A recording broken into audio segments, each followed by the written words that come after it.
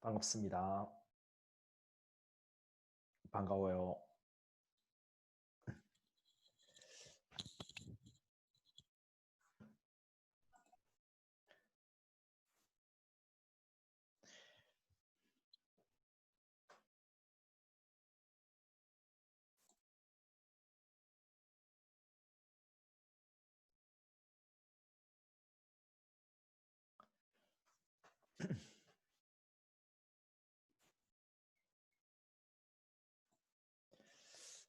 얘들아 반가워.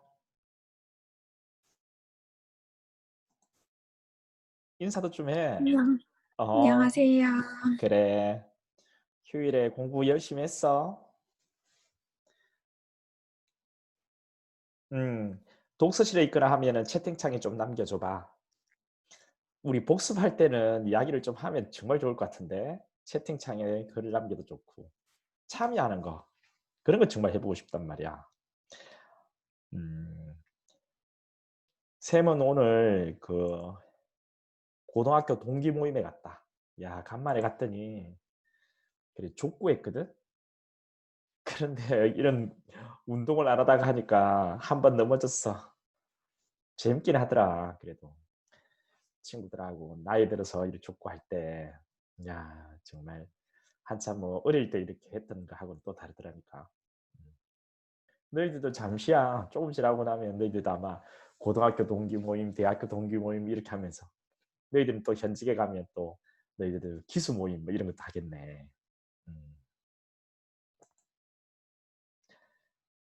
자, 우리 더 시간 끌지 말고 그리 하자. 또 빨리 마치고 해야지 좀 쉬고 내일 또 월요일부터 또 열심히 하지. 음. 유진이는 오늘 뭐 했어? 낮에. 응?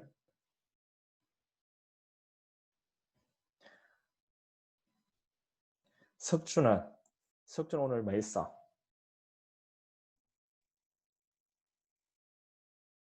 독서실이야? 독서실이면 채팅창에 남겨주면 돼. 테마트 강 들었어? 그 채팅창도 지금 쌤이 보고 있어서 너희들 그 채팅창에 남기면 다 보여. 음. 자, 지금 참가하는 친구가 있으니까 그렇게 해볼게. 지금 집이나 혹 있는 친구들, 지금 말을 해도 되는 친구들은 말을 한번 해봐봐. 너희들 소리 한번 들어보게. 네, 주영이야? 네네. 어, 은정이도 지금 집에 있는 거야? 네. 그렇구나. 샘 목소리는 크게 잘 들려? 네, 잘 어, 들립니다. 잘 들려요. 오케이, 알겠다. 너희들 내가 설명할 때, 샘이 설명할 때 너희들 의문나는 거 있으면 강의 시간에도 의문나는 게 있었는데 우리 질문 안 하잖아, 강의 시간에는. 그런데 이런 복습 시간에 우리가 쌍방향으로 이렇게 하려고 하는 것은 너희들 이제 입을 열어주기 위해서거든. 지금도 의문나는 게 있고 이렇게 넘어가는 것보다는 지금은 의문나는 거 없이 끝냈으면 해. 그러니까 독서실에 있으면 채팅창에 바로 남기고 그렇지 않으면 바로 잠깐 뭐 질문이 있다라고 해가지고 하면 돼. 아니면 너희들이 손을 들어도 돼. 그런 것들이. 손을 드는 것은 잘 안 보이겠다. 쌤이 지금 설명해 나가다 보면. 그럼 바로 이야기를 해도 돼. 전혀 방해가 안 되고 다들 궁금해 하는데 넘어가는 거니까 그렇게 해도 된다. 자, 그러면 네. 이제 바로 시작을 하자.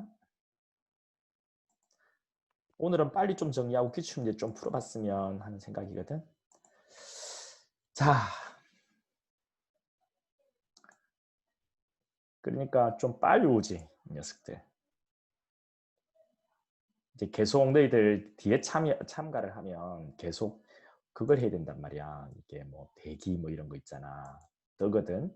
그러면 쌤이 그걸 다시 눌러야 돼.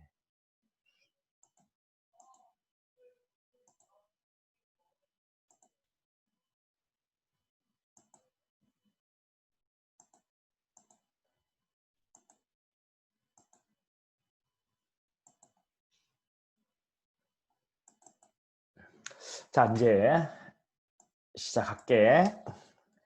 우리 변호인의 지위 권한 이것부터 우리가 봤는데 변호인 지위 권한에서 먼저 이 다른 내용들은 다 봤고 변호인의 기록 열람 등사권을 우리가 봤다, 그지?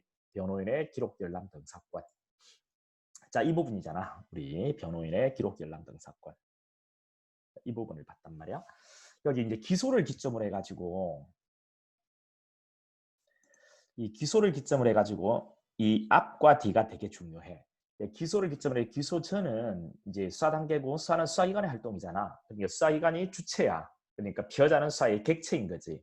이 객체를 도와주는 어떤 변호인, 그 위치를 잘 보라고. 그래서 마치 손님과도 같은 거거든. 이 부분, 이 기소 전 부분은 이 피해자, 이네들은 이 수사기관이 수사를 할 때 그 하나의 객체고 마치 이제 손님과도 같은 거야. 주인은 수사기관이지. 손님이 주인한테 이것 보여달라 저것 보여달라 이렇게 하는 것은 원칙적으로 안 되지 않을까? 그렇겠지. 그래서 열람등사도 변호인도 원칙적으로 안 된다는 이야기가 나올 수밖에 없는 거야. 여기 원칙 안 된다 이렇게. 근데 예외적으로 열람등사 되는 게 있단 말이야. 예외적으로 되는 거. 자, 우리 헌법재판소가 된다라고 한 게 있고 헌재 태도를 이어받아 우리 형소규칙에서 된다라고 한 게 있단 말이지. 자, 우리 헌법재판소가 구속즉부심에서 고소장하고 피해자 신문조서에 대해서 열람등사의 권리가 있다라고 했어. 구속즉부심에서 고소장하고 피해자 신문조서에 대한 열람등사 권리를 인정했거든. 예, 기억나죠 이거? 구속즉부심에서 네. 오케이. 구속즉부심을 맡은 변호인인데 적어도 고소장과 신조서는 봐야지 뭐 변호할 거 아니야, 그지? 그다음 이런 헌재 태도를 이어받아서 2006년에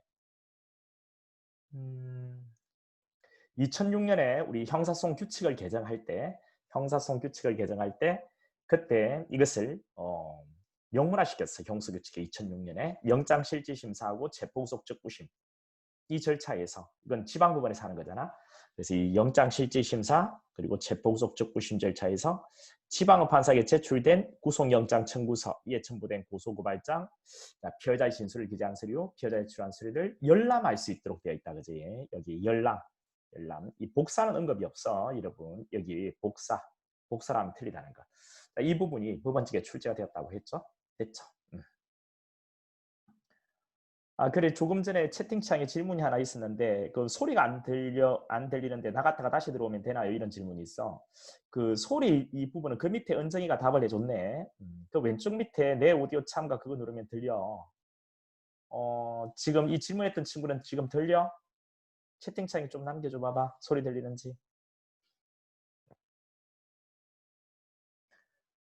그리고 앞으로는 이제 다수가 참가하는 복습 강의라서 이제 이 부분은 이제 채팅창에 너희들이 안 들리면 좀 남겨주고 혹 조금 이제 여지가 있는 친구들은 바로 좀 답을 해주면 좋겠어. 이 부분을 이제 쌤이 다시 이렇게 하지는 않을게. 그러면 전체적으로 흐름이 방해되니까. 자, 그럼 넘어간다. 자, 이 이제 기소한 뒤에 자 이쪽 부분이죠. 이제 기소한 이후에 이쪽 부분의 이야기, 기소 이후 이쪽 부분은 이야기가 좀 다른 것이 왜 어떻게 달라지냐면. 기소가 되면 이 검사하고 이 피고인 변호인인데 이건 대등한 지위, 공판을 이끌어가는 주체가 된단 말이야. 주체가 되니까 이네들은 법원과 함께 이게 소송의 3주체인데 당해 사건의 실체를 밝혀가는 하나의 협조자라고 생각하면 돼. 검사가 물론 공격하고 피고인 측은 반박을 하는데 이를 통해서 다시 법원이 이에 대해서 부족한 것을 메꾸고 이런 식으로 해서 마치 정반합의 원리, 이런 원리로 실체를 밝혀나가는 하나의 협조자라고 보면 되고 소송을 이끌어가는 공판을 이끌어가는 3주체가 되는 거야. 그러니까 주체가 되니까 피고인이라는 주체는 또 다른 주체인 검사가 가지고 있는 것을 볼 수가 있다는 거지. 증거를 게시하라고 이야기할 수 있단 말이야. 그럼 이제 검사는 피고인 또는 변호인에게 자기가 가지고 있는 증거를 게시를 하게 되는 거죠. 당연히 이제 검사도 피고인 것을 게시를 요구할 수 있고 피고인도 검사에게 증거를 게시해야 되는 거야. 그래서 이제 두 가지를 볼 건데요. 자, 이 검사가 피고인에게 게시하는 증거 게시와 그다음 이제 검사가 피고인에게 또 피고인이 검사에게 게시하는 이 증거 게시 두 가지를 이제 공부할 거란 말이죠. 일단 초점 그리고 중요한 것은 검사가 피고인에게 증거를 게시하는 이쪽 부분을 우리가 볼 거예요. 이 부분을 볼 건데 자 먼저 이 피고인 되게 중요한 내용입니다. 피고인에게 변호인이 있고 없고가 중요해. 스님돼 있고 없고. 만약에 피고인에게 변호인이 있다면 피고인은 이제 검사 것을 열람만 할 수 있고 만약에 피고인에게 변호인 스님돼 있지 않으면 열람과 등사 서면의 교부를 피고인이 다 요구할 수 있는 거죠. 변호인은 물론 열람과 등사 서면의 교부를 다 요구할 수가 있어요. 검사한테. 소리 좀 끄고 음소거 좀 해주고. 누구지? 이런 소리가 계속 들리면 전체를 음소거할 수밖에 없거든. 음소거해. 지금 소리 나는 친구. 됐다. 자, 그러면 제 피고인 쪽에서 검사한테 보여달라라고 이야기하는 거, 이것은 자, 이 목록, 서류 등의 어떤 목록과 그리고 서류 등인데, 이 서류 등에는 특수 매체를 포함합니다. 비디오 테이프, 녹음 테이프, 뭐 사진 같은 이런 것을 이제 보여달라고 이야기하는 거죠. 근데 검사는 목록에 대해서는 일체 거부를 못해요. 목록은 거부 못하고, 서류 등은 뭐 국가안보 등을 이유로 국가안보 관련 사건 수사의 장애, 어떤 증인 보위 필요성 이런 것들을 이유로 해서 거부 그리고 제한도 가능하죠. 그런데 이게 만약에 거부나 제한한 게 국가안보 등은 하나의 핑계고 보여주기 싫어서 그런 거다라고 하면 피고인 측은 법원한테다가 열람등사 허용해 줄 것을 신청하고, 법원은 검사 이야기를 들어보고 법원이 열람등사 허용을 명한 결정을 하면 이 결정에 대해서는 불복이 안 되는 거고, 이 결정에 대해서는 검사는 지체 없이 이행해야 될 의무가 있고, 이 의무를 이행하지 않았을 때 증거 신청 못하는 불이익까지도 감수된다는 바로 이 내용까지를 확인해 줘야 돼요.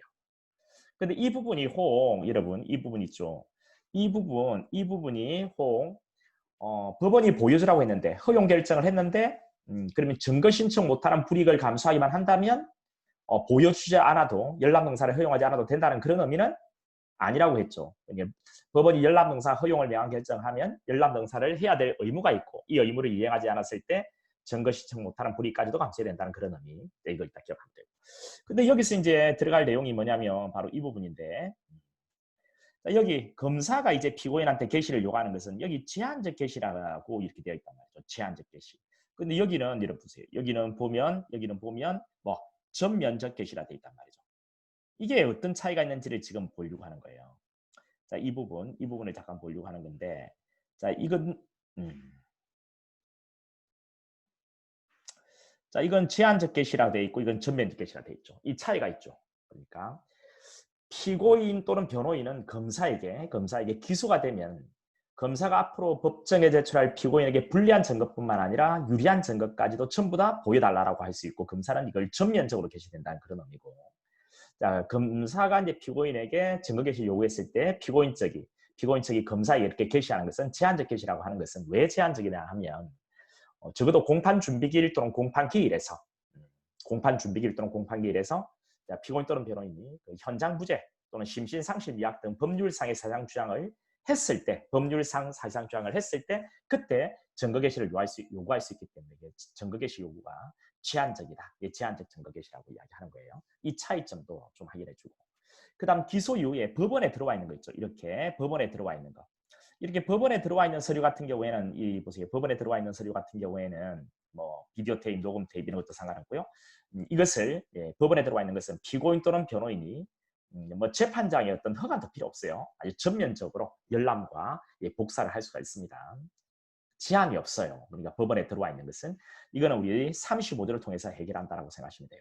우리 35조가 소송 계속 중 관계서류 증거물 열람 복사예요. 소송 계속 중 관계서류 또는 증거물 열람 복사. 소송 계속 중 관계서류 증거물 열람 복사. 이쪽으로 가면 돼요. 소송 계속 중에 관계서류 증거물 열람 복사.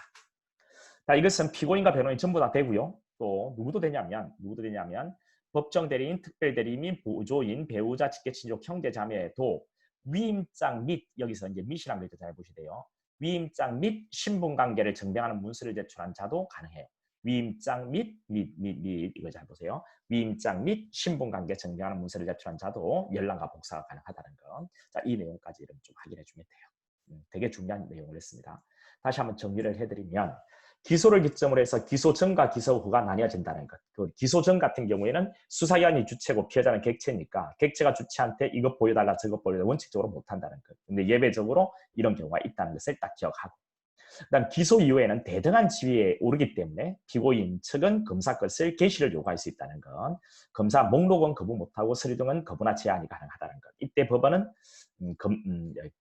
피고인 측은 법원한테 열람등사 허용을 명해줄 것을 신청 가능하고, 법원이 허용을 명하는 결정을 했을 때 불복 안 되고, 이때 검사는 보여주어야 될 의무가 있고 열람등사를 허용해야 될 의무가 있고, 이 의무를 불이행 시 증거 신청 못하는 불이익까지도 감수한다는 것. 그리고 검사도 피고인에게 증거 개시를 요구할 수 있는데 이건 제한적이라는 것. 이런 것들 기억하면 됩니다. 여기 질문에 이런 게 있네. 질문 잘 남겨줬는데 자, mit이랑 또는이 다른 건가요? 어이구, 당연히 다른 거지. mit은 and고 또는은 or잖아. 그러니까 여기 지금 mit이라고 돼 있잖아. mit은 위임장 그리고 신분관계 증명하는 문서 두 개를 제출해야 된다는 거고, 만약 이게 또는으로 바뀌면 위임장을 제출해도 되고 또 신분관계 증명하는 문서를 제출해도 되고 선택적인 요소가 돼버리는 거지.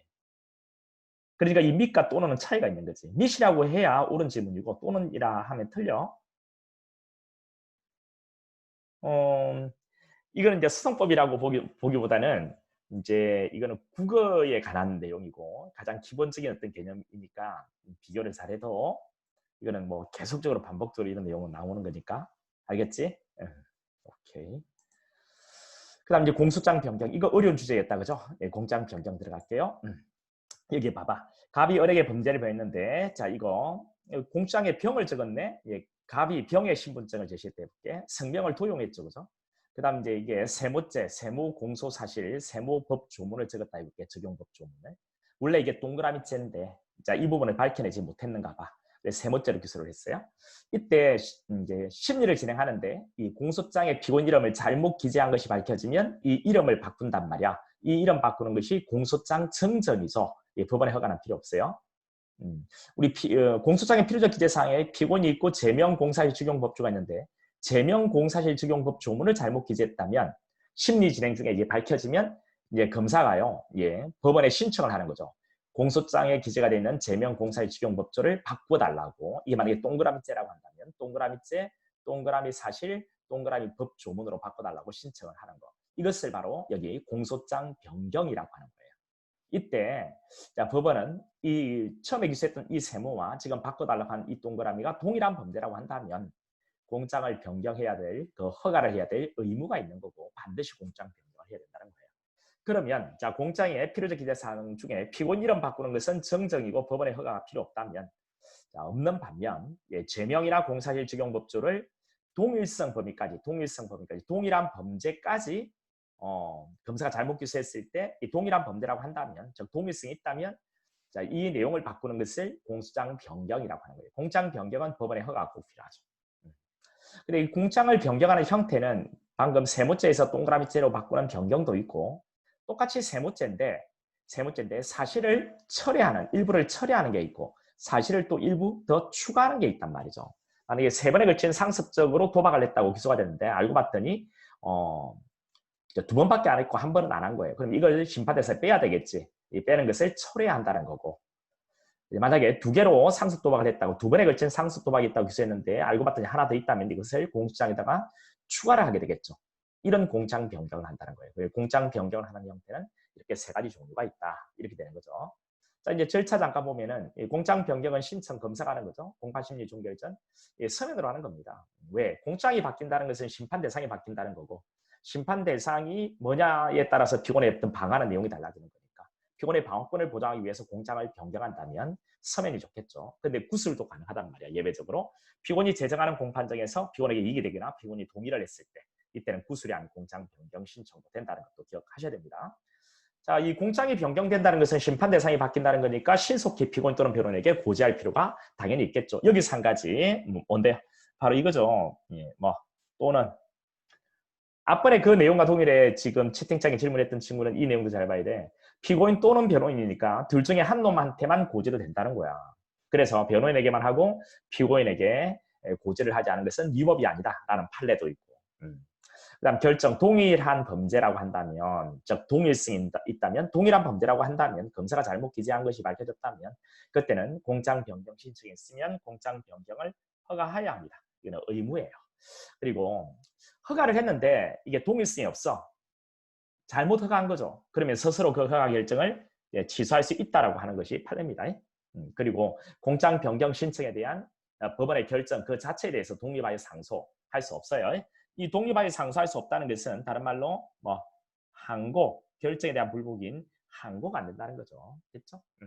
근데 여러분 이런 게 있어요. 공장 변경 신청에 대한 법원의 결정이 잘못되어서 결국 법원의 마지막 재판인 판결에 영향을 미치면 판결을 항소를 통해서 다툴 수는 있는 거예요. 그러니까 간단하게 앞뒤 다 빼고 이야기하면 공장 변경 신청 결정에 대한 항고 안 된다. 그런데 이게 잘못돼서 마지막 판결이 잘못됐다면 이 판결을 항소를 통해서 다툴 수 있다. 좀 더 줄여볼게. 항고 안 된다. 항소된다. 이렇게요. 자, 이 내용은 조금 이제 수송법이 좀 더 깊어지면 쉽게 이해가 되는 부분이에요. 야, 공장이 변경됐다는 것은 심판 대상이 바뀌었다는 거니까 이제 검사는 최대한 빨리 공소장을 낭독해야 되겠죠. 왜? 앞으로 어떤 내용을 재판할 건지 낭독을 하게 됩니다. 낭독을 하니까요. 이제 피고인이 아직 방어 전략이 전혀 짜져 있지 않은 사실을 법원이 알았다면 법원의 직권으로 또는 피고인 측의 신청에 의해서 공판 절차를 정지할 수가 있다는 거죠. 꼭 해야 되는 건 아니고요. 할 수 있게끔 되어 있습니다. 그리고 이제 구속 중에 만약에 공장 변경을 통해서 공판 절차가 정지가 됐다면 피고인 방어 전략 짜라고 정지해 주는 거니까 그 기간은 구속 기간에 산입되지는 않는다. 이런 이야기도 했고요. 그다음 법원의 요구입니다. 법원의 요구. 자, 검사가 이렇게 공장을 변경을 신청해 여기 보세요. 여기 보시면 이 신청이죠. 검사가 이렇게 신청을 만약에 안 하면 법원이 검사에게 야 공장 바꿔 이렇게 이제 요구를 하는 거죠. 그런데 이 요구라고 되어 있는 이 부분을 잘 보시면 여러분 재량이라고는 말 보이죠. 예. 법원이 검사에게 공장 바꾸라고 요구하는 것은요. 우리 법 조문에는 요구하여야 한다고 되어 있지만 우리 판례는 재량으로 이해합니다. 그래서 요구하지 않았다고 해서 이 법은 아니다. 이런 결과가 나오는 거예요. 근데 법원이 요구할 수 있는 것은요. 이 공장 변경 형태 이 세 개 중에서 딱 2개밖에 요구를 못해요. 어떤 것밖에 요구 못하냐면 추가하고 변경밖에 못해요. 철회는 요구 못합니다. 여기 보세요. 이 철회는 요구 못합니다. 철회 요구. 이거 왜 그러냐면요. 불고분리 때문에 그렇습니다. 중요하진 않은데요. 불고분리 때문에. 이제 검사가 고한 것은 법원이 심리해야 되거든요. 근데 검사가 고한 것을 법원이 야 빼라 이렇게 요구는 뭐 못하는 겁니다. 추가 변경을요. 근데 이거는 재량이라는 거, 이 재량이라는 게 중요해요.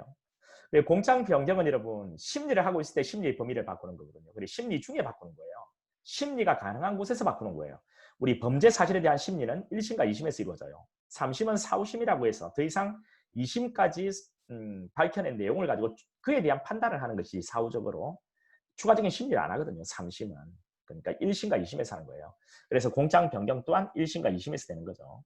자, 어디에서 안 된다고요? 상고심 안 됩니다. 그리고 또 약식에서도 안 돼요. 왜 그러냐면은 약식은요. 비공개 서면 심리를 합니다. 검사가 보내준 내용을 그대로 심리해가지고 그대로 인정할 때 약식 재판이 가능한 거예요. 우리 공장 변경이라는 것은 검사 피고인이 법정에 나와서 이야기하는 것을 들어보고 검사가 처음에 기소했던 그 내용이 인정이 안 될 때 이거 바꾸는 거거든요. 공장 변경은 기본적으로 공판 절차를 전제로 하는 개념입니다. 약식은 비공개의 서면 심리를 진행하는 거니까 공장 변경은 안 돼요. 자, 이런 절차적인 부분을 잠깐 여러분 확인해 주시고요. 그 다음에 이제 되게 중요한 내용이 나오고 좀 어려운 내용이 나옵니다. 이게 뭐냐면 공장 변경의 필요성 여부인데요.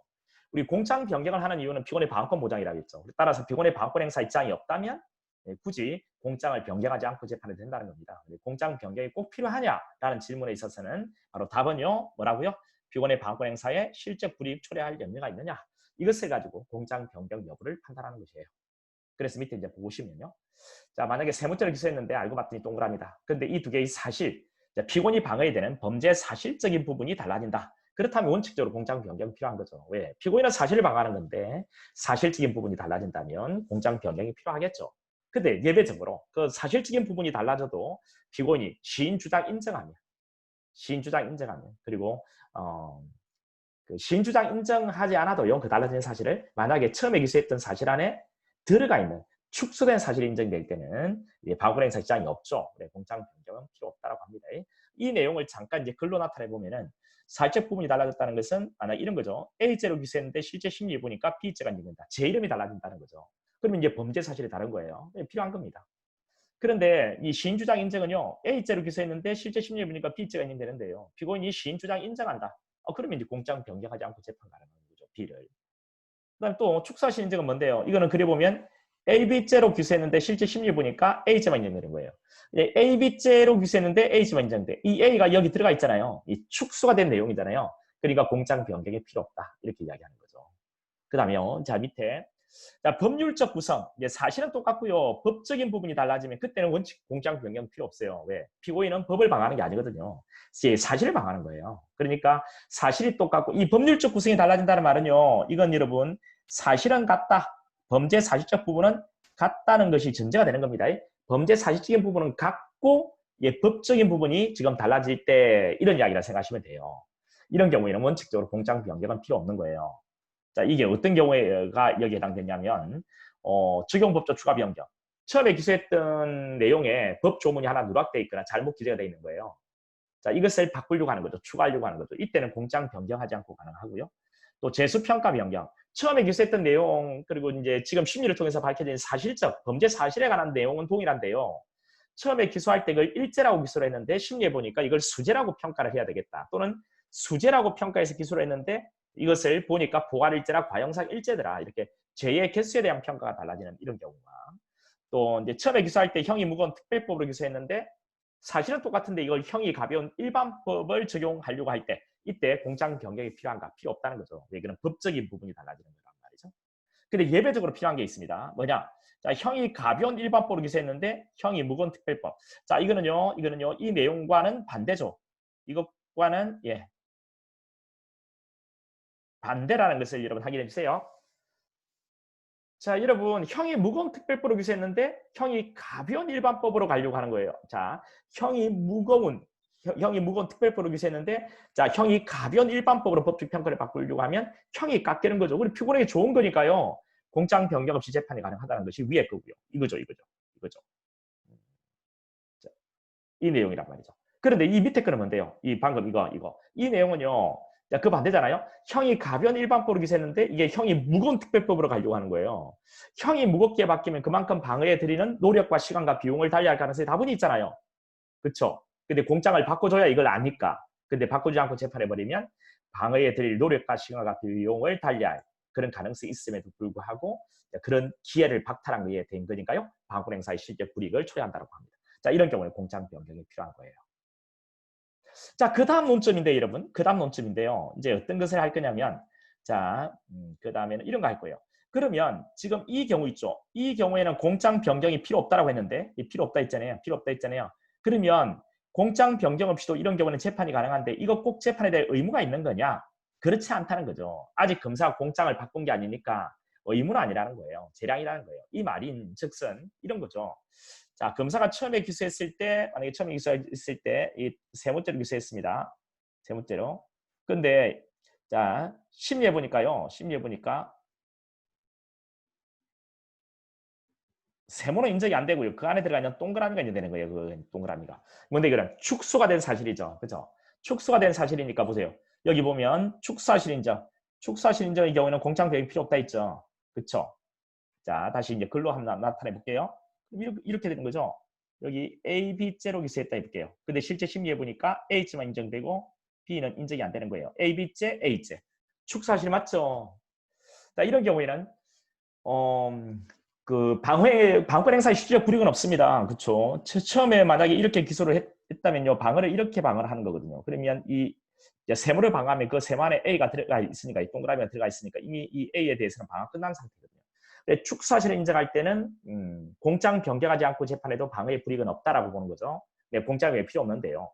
아직 검사가 이 동그라미로 공장을 바꾼 게 아니잖아요. 그래서 이제 법원은 공장 변경 없이도 이 동그라미를 심리 재판 할 수 있다는 거예요. 그러니까 할 수 있다는 거예요. 재량인 거예요. 근데 예외적으로는 꼭 해야 되는 의무가 있는 거죠. 언제냐면 이 인정된 사안, 이 동그라미가 중대할 때는 그때는 의무가 된다라고 이야기를 합니다. 그래서 이제 예를 드는 게 이런 거죠. 만약에 폭행치사 한번 해볼게요. 자, 폭행치사로 기소했는데 실제 심리해 보니까 폭행만 인정돼요. 이 폭행, 자 보세요. A, B죄로 기소했는데 A죄만 인정되는 거죠. 축사실이죠. 이런 경우에는 공장 변경 없이도 심리재판 가능하고 이때 이 폭행을 꼭 재판에 대해 의무가 있는 거냐? 아니죠. 원칙은요. 이 재량이죠. 재량. 그래서 폭행을 재판해서 유죄를 때려도 되고 폭행치사를 재판해서 무죄를 때려도 되는 거예요. 이런 재량이 있는 거예요. 그런데 자, 예를 들어서 뭐 강간치상 기소했습니다. 실제 심리 보니까 강간만 인정돼요. 자, 보세요. A, B죄로 기소했는데 A죄만 인정되는 거죠. 이 축소된 사실 맞죠? 공장 변경하지 않고 재판은 가능하죠? 그런데 이때는 이 강간을 꼭 재판에 대해 의무가 있는 겁니다. 왜? 인정된 사안, 이게 중대하니까요. 그렇죠? 이렇게 가는 겁니다. 공장 변경은 기본적으로 흘러가는 논리의 어떤 전개 과정, 흐름, 이것을 잘 아셔야 돼요. 자, 어려운 주제입니다, 여러분. 어려운 주제입니다. 자, 그다음에 공소 취소 잠깐 보면요. 자, 이 공장 변경에 대한 이해 여부를 여러분 한번 물어볼게요. 예, 채팅창에 아니면 자, 음소거 제거하고요. 이야기 좀 해보세요. 좀 이해되셨습니까? 어려운 주제예요, 네. 이건. 이해됐어?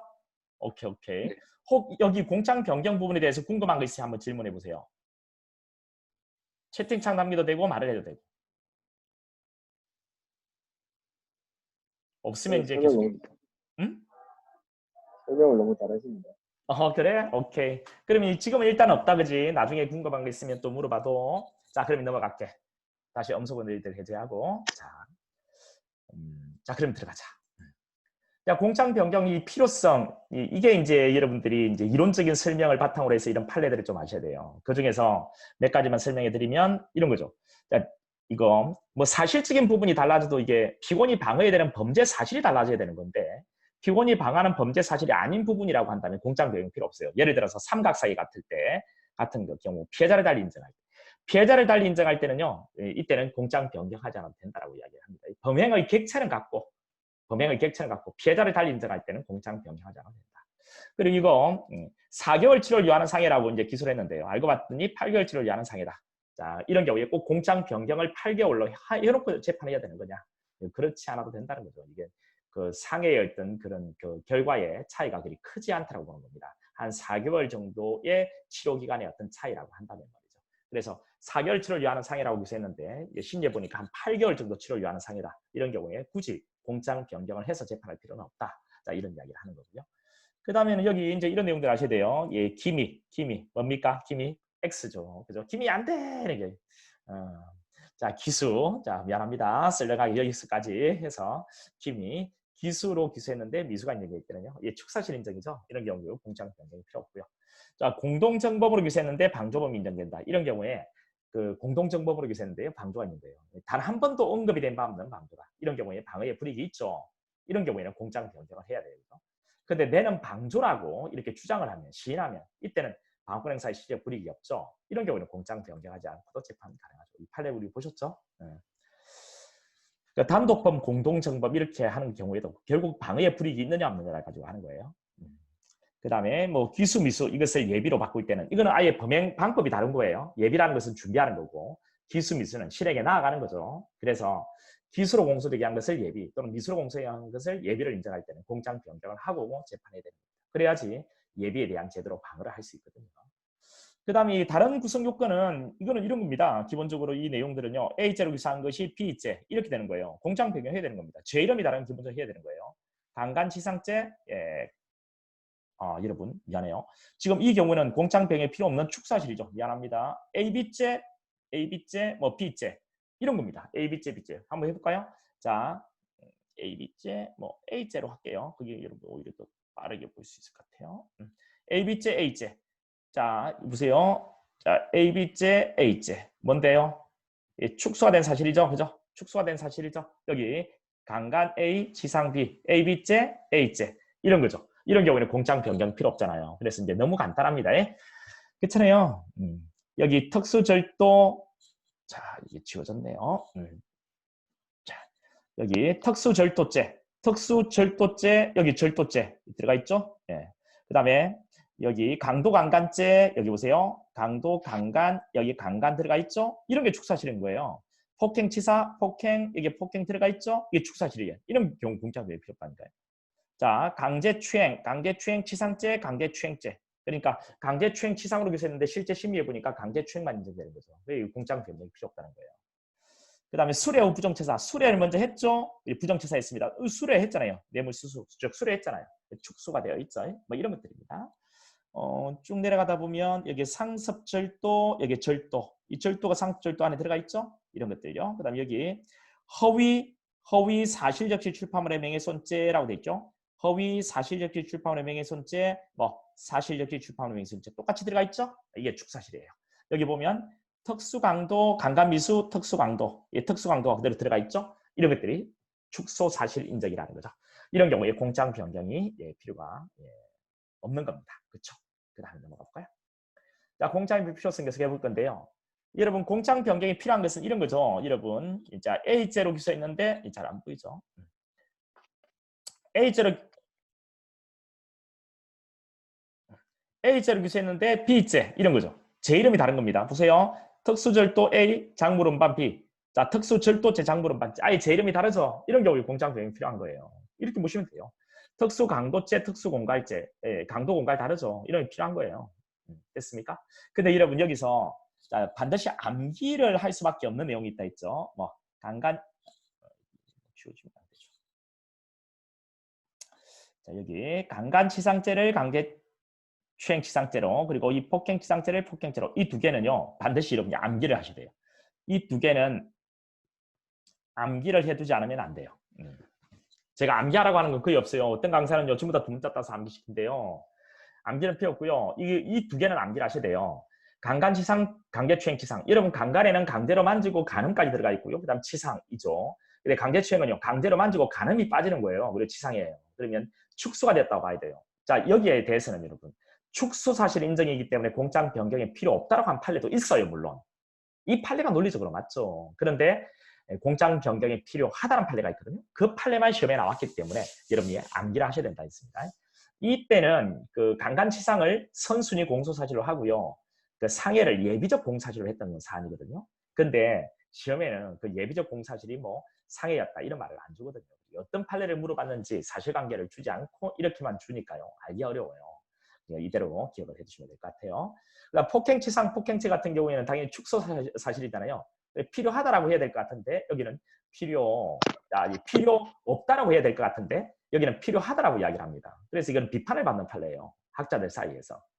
이게 폭행치상죄, 폭행죄 이런 경우에는 축소가 되어 있으니까 필요 없다라고 해야 될 거 아니에요. 그죠? 근데 필요하다라고 이야기를 합니다. 뭐 별다른 이유도 없이 필요하다고 하니까 여러분이 암기를 좀 해주셔야 돼요. 자, 비교할 것은 바로 이거죠. 여기 보세요. 폭행치사죄, 폭행죄 나오죠. 폭행치사죄, 폭행죄. 이때는 축소하시니까 필요 없다라고 했죠. 그런데 지금 여기는 뭐라고 했어요? 폭행치상죄, 폭행죄. 이거는 필요하다라고 하니까 이거는 좀 암기를 하셔야 돼요. 또 나와, 또 나와. 얘들아 지금 음소거 해제해라 너희들. 얘들아 너희 녀석들.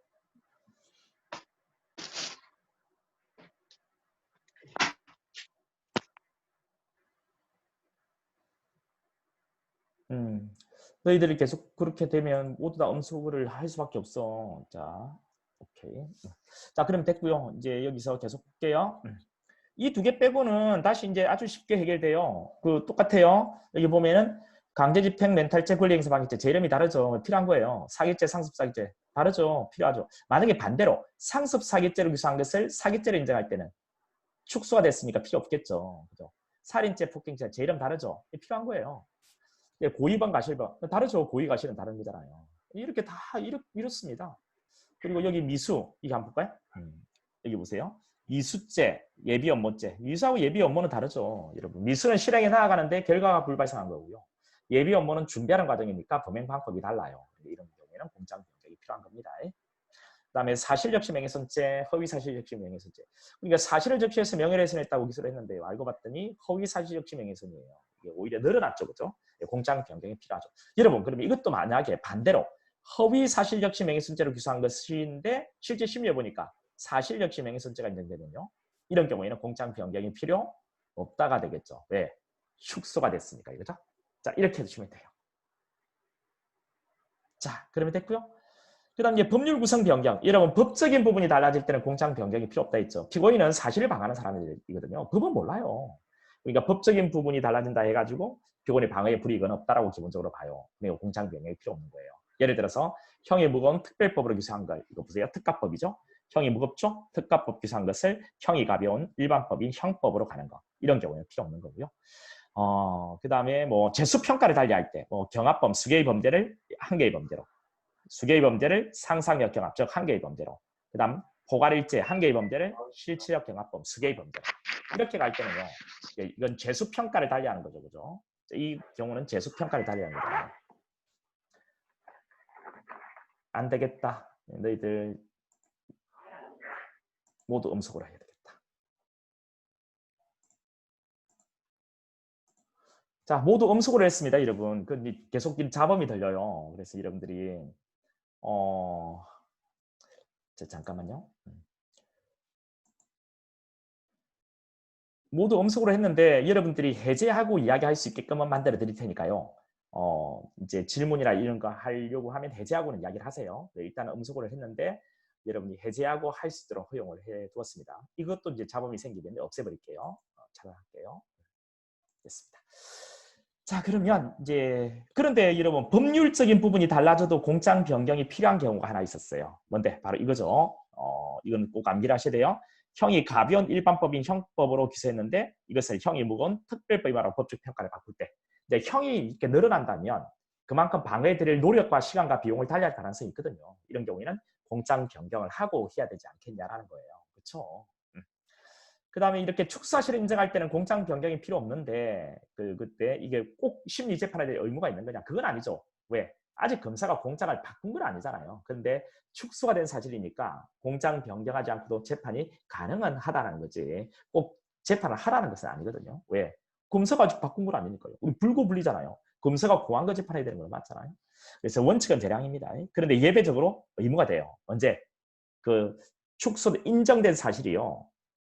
사안이 되게 중대할 때 그때는 의무가 되는 거죠. 그렇죠? 그리고 여러분 여기서 암기를 해야 되는 게 하나 더 있습니다. 자, 이거 하나 더 갈게요. 자, 2개 더 해도 되는데요. 일단은 우리 1단계에서는 1개 더 암기하는 걸로 할 거예요. 바로 이겁니다. 자, 배임죄로 기소했는데 실제 심리해 보니까 횡령이 인정되는 거예요. 또는 횡령죄로 기소했는데 실제 심리해 보니까 배임이 인정되는 거예요. 이런 경우에는 자, 위에 이거라고 봐야 되지 않나요? 이거 A죄로 기소했는데 B죄가 있는다. 죄 이름이 달라지는 거잖아요. 그리고 구성 요건이 다른 거잖아요. 범죄 사실이 달라지는 거잖아요. 그리고 공장 변경이 필요하다는 이런 내용하고 같은 선상에서 봐야 되지 않을까요? 그래서 학자들 사이에서는 배임죄로 기소한 것을 횡령죄로 또는 횡령죄로 기소한 것을 배임죄로 인정할 때는 공장 변경하고 재판이 되지 않냐 이런 이야기를 해요. 그러니까 검사가 배임으로 기소했는데 실제 심리해 보니까 횡령이 인정된다. 이런 경우에 횡령으로 공장 바꾸고 재판해야 되는 거 아니냐. 왜? 구성 요건이 다르니까. 이런 이야기 하는데 우리 판례는 공장 변경이 필요 없다고 합니다. 그럼 왜 없냐라고 하니까요. 사실은 똑같은데 검사가 기소했던 사실과 심리를 통해서 밝혀진 사실은 차이가 없다는 거죠. 근데 이런 사실을 검사가 법적인 평가를 할 때 배임죄라고 평가를 했다는 거죠. 또는 횡령죄라고 평가했다는 거예요. 근데 실제 심리해 보니까 이게 횡령죄로 기소했는데 실제 심리해 보니까 배임이더라. 또는 배임죄로 기소했는데 실제 심리해 보니까 이에 대한 법적인 평가는 횡령이 맞더라. 이런 법적인 어떤 평가의 평가가 달라진다라고 보는 거죠. 그리고 횡령과 배임은 법정형이 같아요. 그래서 자기는 공장 변경이 필요 없다는 이런 논리가 판례 논리입니다. 자, 이런 논리를 한번 생각해 보시면서 암기를 해주셔야 돼요. 그래서 여러분이 암기를 해야 될 것. 일단 여러분에게 요구하는 것은요. 제가 딱 3개입니다. 이거는 방법이 없어요. 그래서 이 3개는 암기를 하시고 나머지는 지금까지 설명해 드렸던 이런 이해를 통해서 문제를 푸시면 돼요. 어떤 강사는 이걸 전부 다 2문자를 따가지고 다 암기를 시킨다고 합니다. 근데 그럴 필요는 전혀 없다는 것을 우리가 알 수가 있는 거죠. 자, 이제는 이게 끝나고 나면은 잠깐만요. 내가 너무 가버렸네요. 여기에. 자, 공소 취소가 잠깐 있습니다. 그죠? 이 공소 취소는 그렇게 중요한 주제는 아니에요. 근데 간단하니까요. 검사가 공소되게 한 것을 철회하는 겁니다. 근데 철회를 못하는 거죠. 공소 취소 못하는 경우. 재정 신청. 검사가 불기소했을 때, 고등법원에 재정 신청했을 때, 고등법원이 공소되게 하라는 결정을 했을 때는 이때는 무조건 기소를 해야 되고 기소한 것을 물릴 수는 없다라고 했죠. 그죠? 예, 취소 안 된다고 했습니다. 그리고 취소 사유에는 법률상 제한이 없어요. 어떤 이유로든 취소할 수 있고요. 서면과 구술 다 됩니다. 서면 구술 다 되고 공판정에서 이제 구술이 되는 거예요. 기소는 서면밖에 안 되지만요. 그 공소되게 한 것을 처리하는 취소는 서면과 구술이 됩니다. 여러분 나중에요. 자, 우리 형사소송 절차에서 소송행위를 할 때 그 방식이 서면으로 하느냐 구술로 하느냐 서면과 구술이 다 되느냐 이런 차이인데요. 주로 어떤 절차를 새롭게 처음에 만들 때 있잖아요. 이걸 조성한다라고 하는데 공원을 조성한다라고 하잖아요. 공원을 처음 만드는 것을 우리 어떤 절차를 소송 절차를 새롭게 처음 만들 때는 확실해야 되거든요. 확실한 것은 서면이잖아요. 그래서 공소 제기는 공판 절차를 만드는 거잖아요. 그러니까 이거 서면으로 하는 겁니다. 근데 만들어 놓은 절차를 처리하는 거 있죠. 처리하는 거, 물리는 거.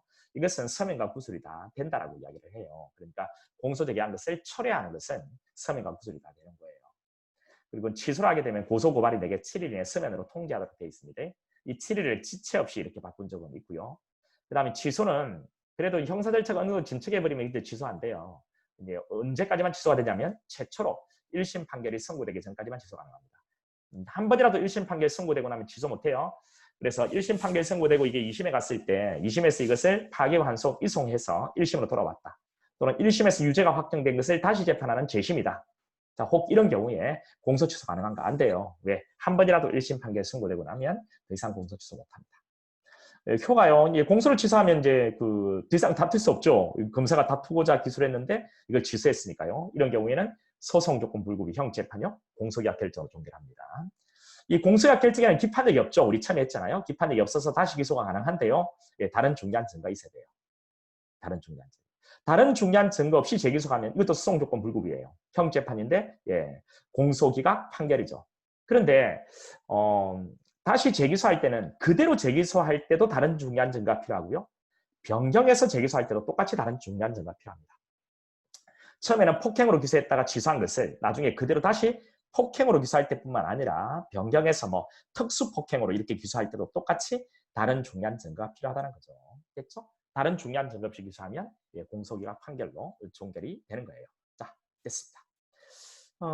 그러면 이제 준비 절차인데요. 여러분 이제 이게 끝나고 나면은 이제 결국 이제 공개 재판을 준비하는 과정을 잠깐 보고요. 공판전 구성의 자석 배치를 본 뒤에 공판길 이렇게 이제 반항하는 거죠. 여기 잠깐 보시면 준비하는 절차, 이 기일전의 절차하고 협의 준비 절차가 있습니다. 이 기일전의 절차는요, 뭐 절차적인 어떤 준비라 생각하시면 되는데요. 기소가 될 때 검사가 기소를 할 때 공소장에 부본을 첨부하잖아요. 법원은 이 부본을 지체 없이 1회 공판기 전 5일까지 송달하는 거죠. 그러면 피고인이 이것을 읽어보고 의견서를 제출하는 거예요. 7일. 이 두 개 숫자 바꾸지 않도록 조심하시고요. 그럼 재판장의 공판기를 지정하는 겁니다. 그리고 이걸 통지하는 거예요. 그리고 출석의 업무가 있는 피고인을 소환을 하는 거죠. 자, 이런 준비를 하는 거고요. 또 이제 쟁점과 증거를 정리하는 이런 준비도 합니다. 법정에서 다툴 사건의 쟁점과 증거 정리. 국민참여재판의 경우에는 필수예요. 일반 사건의 경우는 임의고. 이 두 개 바꾸지 않도록 조심하시고요. 이 협의의 준비 절차를 거치면 공판 기일의 이 심리가 신속하게 진행될 수 있어요. 일반 국민이 참여하는 국민참여재판은 신속한 심리의 필요성이 아주 높죠. 왜? 일반 국민들은 다 생업이 있단 말이죠. 자기. 빨리 재판 끝나고 가야 된단 말이에요. 자기 생업에 종사해야 되죠. 그래서 이거는 신속한 심리가 필요하고 더 그래서 이런 신속한 심리를 하게 할 수 있는 이 협의 준비 절차가 국참의 경우는 필수예요. 일반 사건임이고 두 가지 형태로 진행합니다. 서면 대출을 통해서 할 수 있고요. 검사 피고인 측이 또 준비하는 날을 잡아서 할 수 있습니다. 이걸 준비 기일은 날이에요. 날. 이 준비 기일에는 검사하고 변호인이 나옵니다. 검사하고 변호인. 그래서 이제 여기 자, 지금 이제 들어오는 친구는 뭡니까? 야, 지금 들어오면 어떻게 하겠다는 거야? 자, 지정이요. 자, 법원이 직권으로 그리고 검사 피고인 변호인 이 신청입니다. 신청. 이 신청을 했는데 법원이 기각 결정했을 때 불복은 안 돼요. 그리고 이제 출석은요, 검사하고 변호인. 사선 없으면 국선 가능하죠. 사선 없으면 국선을 선정해야 돼요. 왜? 공판 준비 기일에는 검사하고 변호인이 꼭 나와야 되거든요. 그러니까 사선 없으면 국선을 선정하는 겁니다. 국선 변호인 선정 사유에 들어가요. 그리고 검사 피고인 이 밋을 또는으로 바꿔서 오늘 저 세 번째네요. 질문 아까 잘했어. 이걸 또는으로 바꿔서 경찰직 시험에 딱 한 번 남았습니다. 그 당시에 많은 수험생들이 틀렸습니다. 검사 피고인 및 변호인에게 통지하는 거고요. 자, 원래 출석은 검사 변호인 출석하지만 피고인도 자기 사건의 준비기일은 알아야죠. 이거 피고인 소환 가능합니다. 소환이 없어도 출석 가능해요. 소환 없으면 출석 불가능 이렇게 시험에 나와요. 틀립니다. 소환 없어도 출석이 가능해요. 진행은 이제 공개합니다. 우리 공판 준비기일이잖아요. 공판은 공개 재판의 줄임말이니까 당연히 이제 공판 준비기일도 공개하는 겁니다. 단 공개를 했을 때 절차 진행이 방해될 우려가 있으면 그때는 공개하지 않을 수 있게끔 되어 있어요. 그리고 공판 준비하는 이런 쟁점과 증거 정리하는 거 있죠. 이게 종결이 됐는데 다시 법원의 직권이나 검사 피고인 측의 신청을 통해서 다시 재개를 할 수가 있어요. 할 수 있습니다. 없다 이렇게 하면 틀려요. 그리고 이런 공판 준비, 협의의 준비 절차 있죠. 자, 이거 맨 처음 재판하는 것을 1회 공판기일이라 하는데 1회 공판기일 전에도 이거 할 수 있고요. 1회 공판기일 이후에 2회 공판, 3회 공판, 4회 공판 그 전에도 자, 이런 협의의 준비 절차 얼마든지 붙일 수가 있는 거예요. 알겠죠? 자, 그래서 1회 공판기일 후에도 붙일 수 있다. 후에는 붙일 수 없다. 이렇게 하면 틀려요. 자, 후에도 붙일 수 있다. 이런 것들 하겠습니다. 이런 것들 해주면 돼요. 됐습니다. 자, 그러면 다시 이제 이게 끝나고 나면 그 다음에 해야 될 것은요. 공판의 구성의 자석 배치입니다. 자석 배치에 보면은 법관들 앉아있고 검사, 피고인, 변호인 앉아있죠. 이 자석 배치는 다 됐잖아요.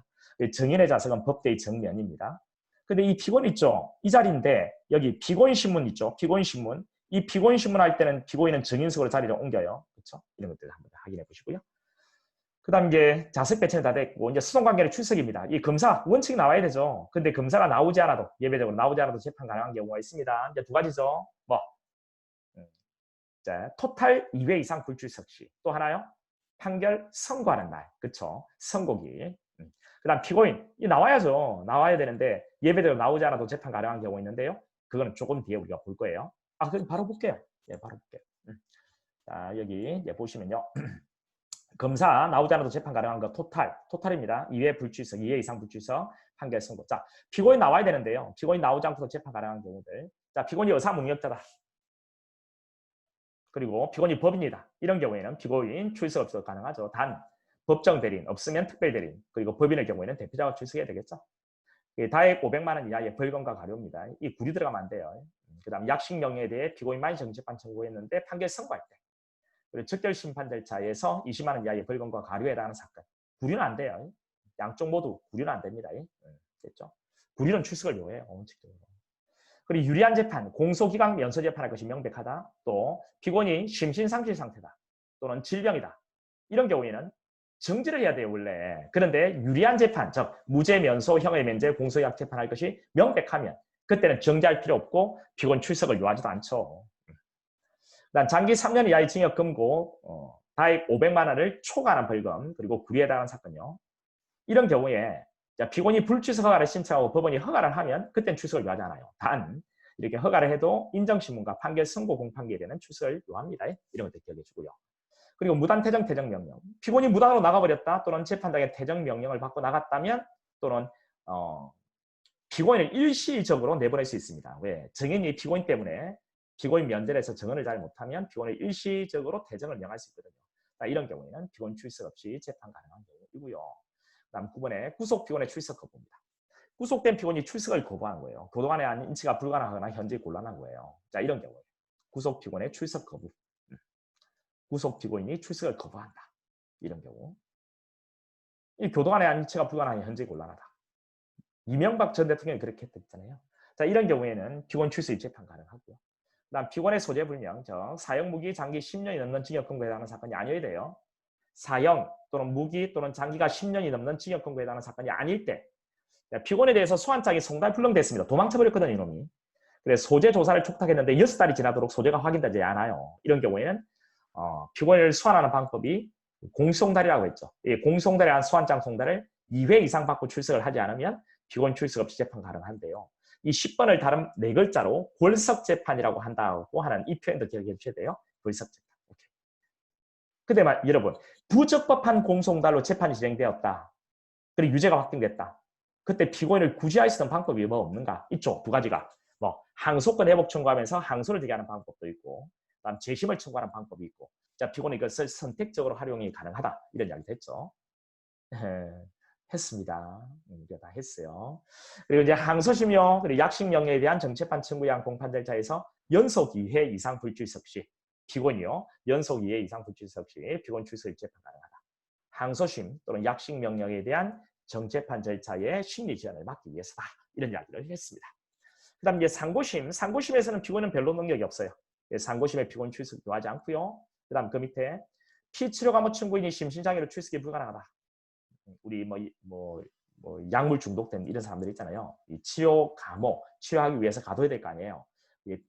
당할 피, 치료 감호, 이 청구인, 치료 감호로 청구당한 사람이요. 이놈이 심신장애, 출석이 불가능하다. 이런 경우에는 출석 없이 절차 진행 가능합니다. 자, 이런 내용들 한번 쭉 점검해 주셔야 돼요. 그 다음에 다시 돌아가서 여기 변호인입니다. 이런 변호인은 원칙 나올 필요 없어요. 원칙 나올 필요 없어요. 근데 예외적으로 나와야 되는 거죠.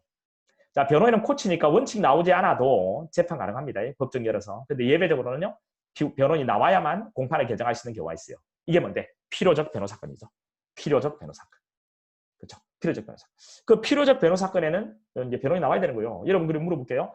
필요적 변호사건이라는 게 뭔데요? 채팅창에 남겨도 되고 말을 하셔도 됩니다. 필요적 변호사건이라는 것은 반드시 변호인이 변호해야 되는 사건인데 어떤 사건이에요? 아이고 잘하네. 목소리도 너무 예쁜데. 그렇죠. 국선 변호 사건이죠. 예, 국선 변호 사건. 우리 33조 1항 양 3항. 근데 1항 구미치놈의 장단. 구속된 때 미성년 심신 구미치 70 이상 노화자 심신장애 의심 있는 경우 그다음 사형 무기 단기 3년 이상 징역 선고에 달하는 사건. 또 빈곤에서 국사를 선정해달라고 청구했을 때 연령 지능 교육 정도 등을 참작해서 권리 보호를 위해서 필요하다고 인정이 했을 때. 자, 이게 피고인의 명시가 사유에 반하지 않는다면 선정하라고 되어 있잖아요. 이게 필요적 변호 사건입니다. 이게 국선 변호 사건이죠. 그렇죠? 이 국선 변호 사건 같은 경우에는 여러분, 국선 변호 사건 같은 경우에는 자, 변호인이 나와야 돼요. 변호인이 나오지 않으면 다시 변호인 선정하는 겁니다. 근데 국선 변호 사건이라 하더라도 이미 심리 다 끝나고 판결문 적어서 읽어주는 선고만 남겨놓은 경우에는 다시 선정할 필요가 없는 거죠. 자, 이 내용까지 했고요. 그 다음에 이제 필요적 변호 불이행의 효과입니다. 자, 이 부분도 기억해 주셔야 돼요. 자, 만약에 필요적 변호 사건인데 변호인 없이 절차가 진행됐다. 그 위법한 절차에서 이루어진 수동행위는 무효다. 근데 다른 절차에 적법하게 이루어진 수동행위는 유효다. 만약에 필변 사건에 변호인 없이 유죄가 선고되었다면 그때는 당연히 항소를 제기하면 항소심에서는 변호인을 붙여주고 다시 증거조사해서 1심 판결을 파기하고 다시 판결하는 거예요. 그런데 4번이죠. 이게 제일 중요합니다. 여러분 제일 중요합니다. 무죄 판결이 선고되면 어떻게 할 거냐? 무죄 판결이 선고되면 어떻게 할 거냐? 자, 무죄 판결이 선고되면 이야기 달라요. 예, 무죄 판결이 선고된 경우에는 자, 필요적 변호 사건은 피고를 위한 겁니다. 근데 피고인이 이 제도의 도움을 받지 않고도 자기의 가장 유리한 재판 무죄를 받아냈잖아요. 그렇잖아요. 그러면 자, 수송 절차가 법령에 위반한 건 맞지만 이 법령 위반이 이 무죄 판결에 영향을 미친 것으로는 되지 않죠. 그렇잖아요. 이 법령 위반이 무죄 판결 결과에 영향을 미치건 아니죠. 그러면 법령 위반이 있어도 상소를 제기하지 못합니다. 자, 5번요. 사선 변호에 대한 기일 통지가 없다. 여러분, 내가 변호인 사선 변호인 선임했어요. 근데 그 사선에게 기일 통지를 하지 않아, 법원이. 그래서 변호인이 못 나왔어. 이런 경우에 국선을 선정해서 절차 진행이 가능하다는 게 판례입니다. 비판을 받는 판례입니다. 이건. 됐죠? 그다음 변호인 무단퇴정, 퇴정명령 받은 경우. 변호인이 무단퇴정하거나 퇴정명령을 받은 경우라고 되어 있습니다. 무단퇴정, 퇴정명령. 우리 앞번에 피고인 무단퇴정, 퇴정명령의 경우에 피고인 출석 요하지 않았죠? 재판 가능했죠? 마찬가지로 필요적 변호 사건이지만 변호인이 무단으로 퇴정했다. 또는 퇴정명령을 받고 나갔다. 이런 경우에는 변호인 없이도 가능합니다. 됐죠? 그다음 필요적 변호 사건 일부만이 유죄가 되고요. 그 부분만 상소하게 됐습니다. 그래서 그 부분은 더 이상 단기가 3년 이상이 아닌 거예요. 그러면 필요적 변호 사건으로 취급되지는 않습니다. 이런 내용들까지. 되셨어요? 그러면 이제 이거죠. 이제 공판결이 어떻게 진행되는지 모두 절차, 사심 절차, 판결 선고 절차 이렇게 진행되는 거예요. 모두 절차는 진인, 검피제 이 순서 기억하시기 바랍니다. 진술, 겁권, 고지. 자, 재판장이요. 피고인에게 진술, 겁권, 고지하고요. 자, 인정신문. 우리 공소장에 들어가 있는 피고인 이름, 주소, 직업 같은 거 확인하는 인정신문. 그리고 검사가 공장을 낭독하는 모두 진술. 피고인도 자기에게 뭐 이의 신청할 거 있으면 이의 신청하고 그리고 자기 공장에 기재된 범죄에 대해서 자기 이야기할 것을 이야기하는 피고인 모두 진술. 그리고 재판장이 당해 사건에 대한 쟁점을 정리하고 검사, 변호인 입증 계획을 진술하는 겁니다. 그 다음에 사심 절차에 본격적으로 증거조사. 이게 끝나고 나면 피고인 신문. 이게 끝나고 나면 마지막에 최후 변론. 검사, 변호인, 피고인. 검사가 이때 구형을 하는 거예요. 그런데 검사의 구형에 법원은 구속되지는 않죠. 그 다음 변호인, 피고인 모두 줘야 됩니다. 이런 것들. 그리고 여러분 이거 있잖아요. 증거조사하고 피고인 신문. 이 순서가 이전에는 피고인 신문이 먼저 증거조사 그 다음이었어요. 근데 2007년에 법 개정을 통해서 증거조사가 먼저 그 다음 피고인 신문입니다. 이 순서 꼭 확인하셔야 됩니다. 또 이 순서 확인하셔야 돼요. 이거 진술, 겁권, 고지, 인정신문. 이전에는 인정신문이 앞에 있었어요. 진술, 겁권이 그 밑이었어요. 근데 지금은 바뀌었습니다. 진술, 겁권 먼저 고지하고 인정신문 해요. 따라서 인정신문 단계에 진술, 겁권 행사할 수가 있다라는 결론이 나오게 되는 것인데 이런 순서적인 부분을 기억해 주셔야 되고요. 판결 선고 절차의 경우에는 심의를 해서 이제 선고합니다. 심의할 때 이제 합의를 도출하는 거예요. 그리고 판결문을 적는 거죠. 이것을 읽어주는 게 이제 선고가 되는 겁니다. 됐죠? 그래서 이제 이쪽으로 오면 이제 증거조사 부분요. 증거조사는 되게 양이 많아요. 그래서 증거조사 떼내서 한번 보면 증거조사는요. 이 공판기일 절차 핵심이 증거조사거든요. 원칙은 신청입니다. 먼저 검사가 신청해요. 왜? 피고인은 무죄 추정이니까요. 보충적으로 법원이 직권으로 결정한 증거를 조사합니다.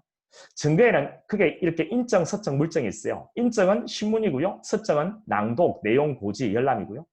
그다음 물건 증거, 이거는 제시입니다. 이런 방법으로 조사해요. 그런데 협박 편지 같은 증거물로 취급되는 서류는 어떻게 할 거냐? 증거물의 조사 방법인 제시와 서류의 조사 방법인 낭독, 내용 고지, 열람의 방법으로 하는 겁니다. 이것도 되셨죠?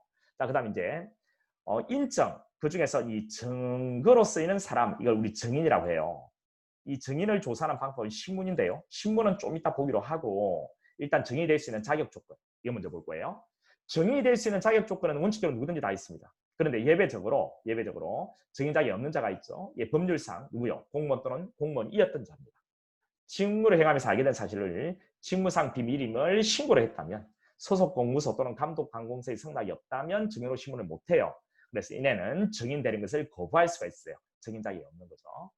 자, 이론상 증인 자격이 없는 자란 삥 둘러앉는 이네들입니다. 검사, 법관, 법사 등 변호인, 피고인 이렇게요.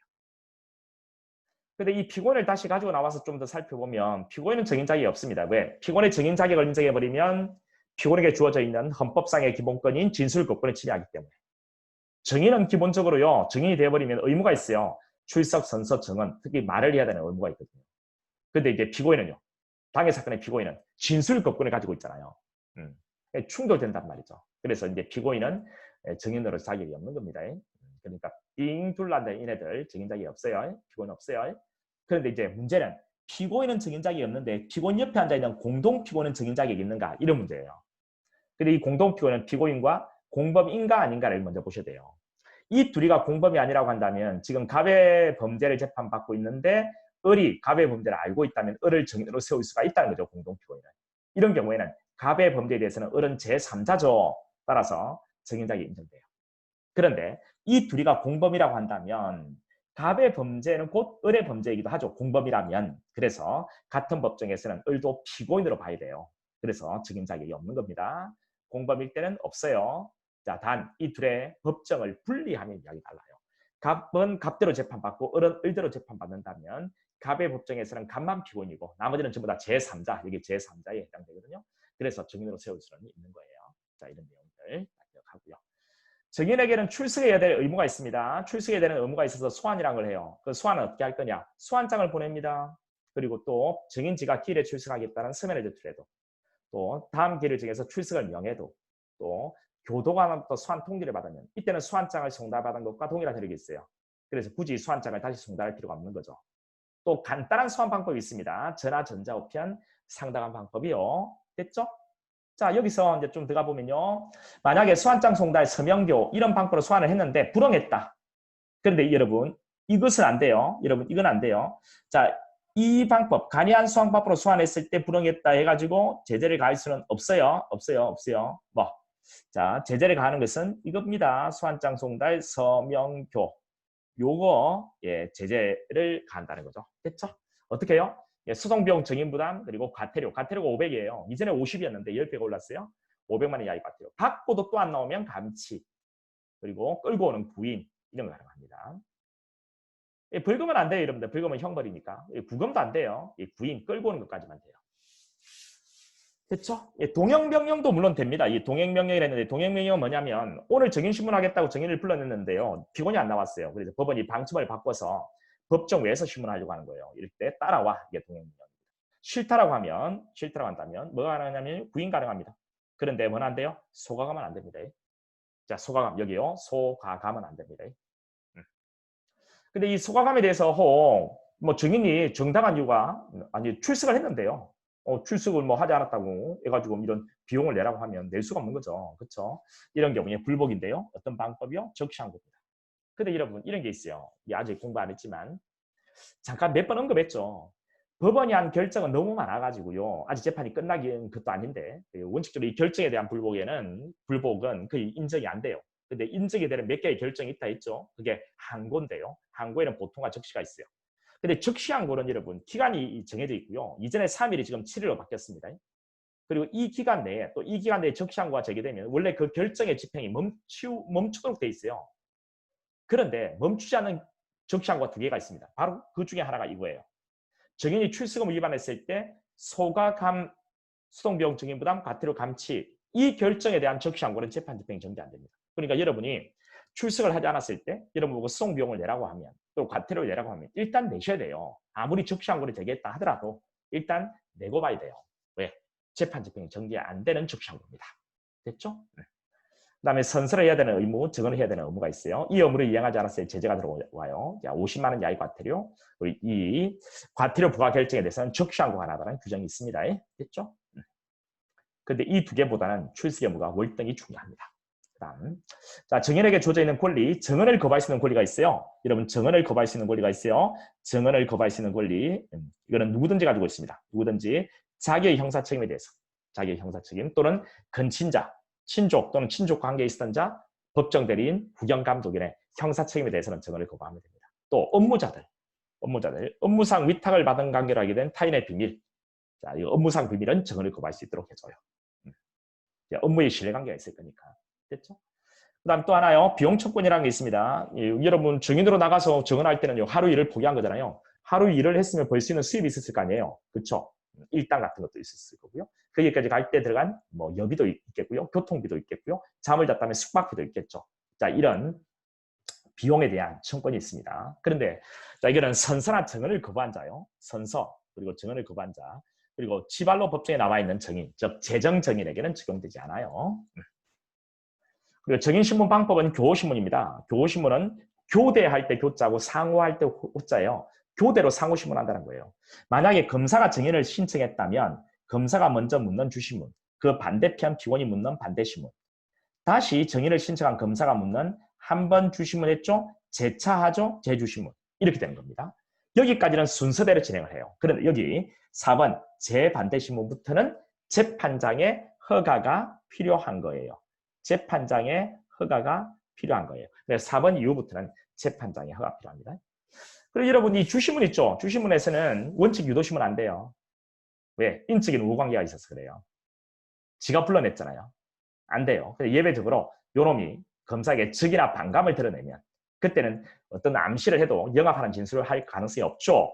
즉이나 반감을 드러내면 그때는 예외적으로 유도신문, 이 주신문에서 가능합니다. 그리고 이 주신문에서 하는 것은요. 내가 증명하고자 하는 것, 이와 관련된 것 이런 것들을 주신문에서 해요. 그런데 이 증인이 엉뚱한 이야기를 짓거리면 자기가 불러낸 증인 주신문이지만 이 증언의 증명력을 다투기 위한, 깨기 위한 신문도 물론 가능은 합니다. 이게 포인트죠.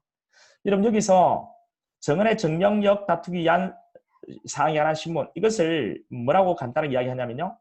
탄핵신문이라고 합니다. 증언의 증명력을 깨기 위한 신문, 탄핵신문. 이 탄핵신문이라는 표현으로도 기억을 해주셔야 돼요. 반대신문은 인적인 우호관계 없죠. 그리고 유도신문도 가능하고요. 그리고 증언의 증명력 다투기 위한 사항에 관한 신문, 탄핵신문 되고요. 왜? 검사가 불러냈으니까 이놈은 불리한 말을 일반적으로 하겠죠. 이 증명력을 깨기 위한 탄핵신문도 가능하고요. 그리고 새로운 사항. 자, 반대신문에서 해야 될 것은 주신문에서 나온 것 이와 관련된 것이거든요. 근데 이거 말고 뭔가 새로운 것을 묻고 싶다. 그때는 재판장의 허가 필요합니다. 재판장의 허가 있으면 그 부분은 주신문이 되는 거예요. 처음으로 물어보는 거니까. 그 다음에 재주신문. 반대신문 이후에 나온 내용과 이와 관련된 것에 대해서 재주신문을 해요. 근데 이거 말고 새로운 것을 묻고 싶다. 새로운 것을 신문하려고 하면 재판장의 허가 필요합니다. 자, 새로운 사항 신문 재판장 허가 됐죠? 그 위에도 이런 반대신문도 새로운 사항 신문 재판장 허가를 했잖아요. 재주신문도 마찬가지입니다. 근데요, 여러분 한 가지요. 재반대신문이요. 재반대신문부터는 아예 재반대신문을 하려고 하면 재판장 허가가 있어야 되는 거예요. 됐죠? 그리고 이제 마지막에 이제 형사 피해자의 재판지자 진술권 지위 강화에 관한 이야기가 나와요. 형사 피해자에 관한 이야기. 잠깐 보면요. 이제 피해자에 관한 이야기 잠깐 볼게요. 피해자. 자, 피해자를 증인으로 신문하는 겁니다. 이거는 우리 헌법에서 기본권으로 보장해요. 일단 관련 규정을 먼저 볼 건데 피해자 측은요 검사한테 신청을 하면 됩니다. 자, 검사야.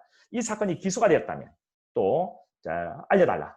또 언제 어느 법정에 재판이 열리는지 알려달라. 이렇게 검사에게 신청을 하면 검사는 공소의 여부 등을 통지하도록 되어 있어요. 그리고 이제 피해자 측은 소송 기록에 대한 열람과 등사를 할 수 있는 권리가 있습니다. 소송 기록에 대한 열람과 등사를 할 수가 있어요. 소송 기록에 대한 열람과 등사. 자, 이거 재판장이 신청합니다. 재판장은요, 허가하야 하는 것은 아니고요. 뭐라고요? 허가할 수가 있습니다. 허가할 수가 있어요. 허가를 할 수가 있다. 그리고 사용 목적 제한 조건을 붙일 수 있습니다. 여기에 대해서는 불복은 안 돼요. 그 다음 이제 진술 신청, 피해자, 법정 대리인, 사망 경우는 배직형이 신청합니다. 출석하지 않으면 철회된 것으로 간주가 돼요. 철회된 것으로 간주가 돼요. 그리고 법원의 결정 신문해야 돼요. 이거 신문할 수 있다, 신문할지 여부는 재량이다 하면 틀립니다. 왜? 여기 기본권이라고 했죠. 헌법이 보장한 기본권이죠. 그러니까 신문해야 한다. 이렇게 하위법이 규정될 수밖에 없겠죠. 그런데 이제 신문하지 않아도 되는 경우가 있습니다. 이미 공판 절차에서 충분히 진술했다면. 그래서 또 하나요. 이제 피해자 등의 진술로 공판 절차가 현저하게 지연될 우려가 있다면 그때는 신문하지 않아도 됩니다. 그 다음에 신청이 여러 명인 경우요. 신청이 여러 명인 경우에는 진술할 자의 수를 제한할 수가 있습니다. 없다면 틀려요. 제한할 수 있고요. 그 다음에 피해자의 진술권요. 피해자가 자기를 증인으로 신문해달라고 신청했을 때는 그 증인신문 방법은 재판장이 정합니다. 교호신문 안 돼요. 피해자가 신청했는데 지가 지한테 물어볼 수는 없잖아요. 교호신문 안 되고 재판을 정하는 방법이다. 신문 절차. 신뢰관계 있는 자 동석 가능합니다. 연령이나 심신상태 그 밖의 사정 고려해서 현장에 불안이나 긴장을 느낄 우려가 있다면 직권 신청, 신뢰관계 있는 자를 동석하게 할 수 있고 그 피해자의 나이가 13세 미만 장애가 있으면 부득이한 경우 아닌 한 신뢰관계 있는 자를 동석하게 하도록 되어 있는 거죠. 우리 피해자를 증인신문할 때 말이죠. 피해 정도 및 결과, 피고인 처벌에 관한 의견, 방해 사건에 관한 의견 진술 기회를 주어야 한다라고 되어 있습니다. 앞에 두 개가 중요합니다. 왜?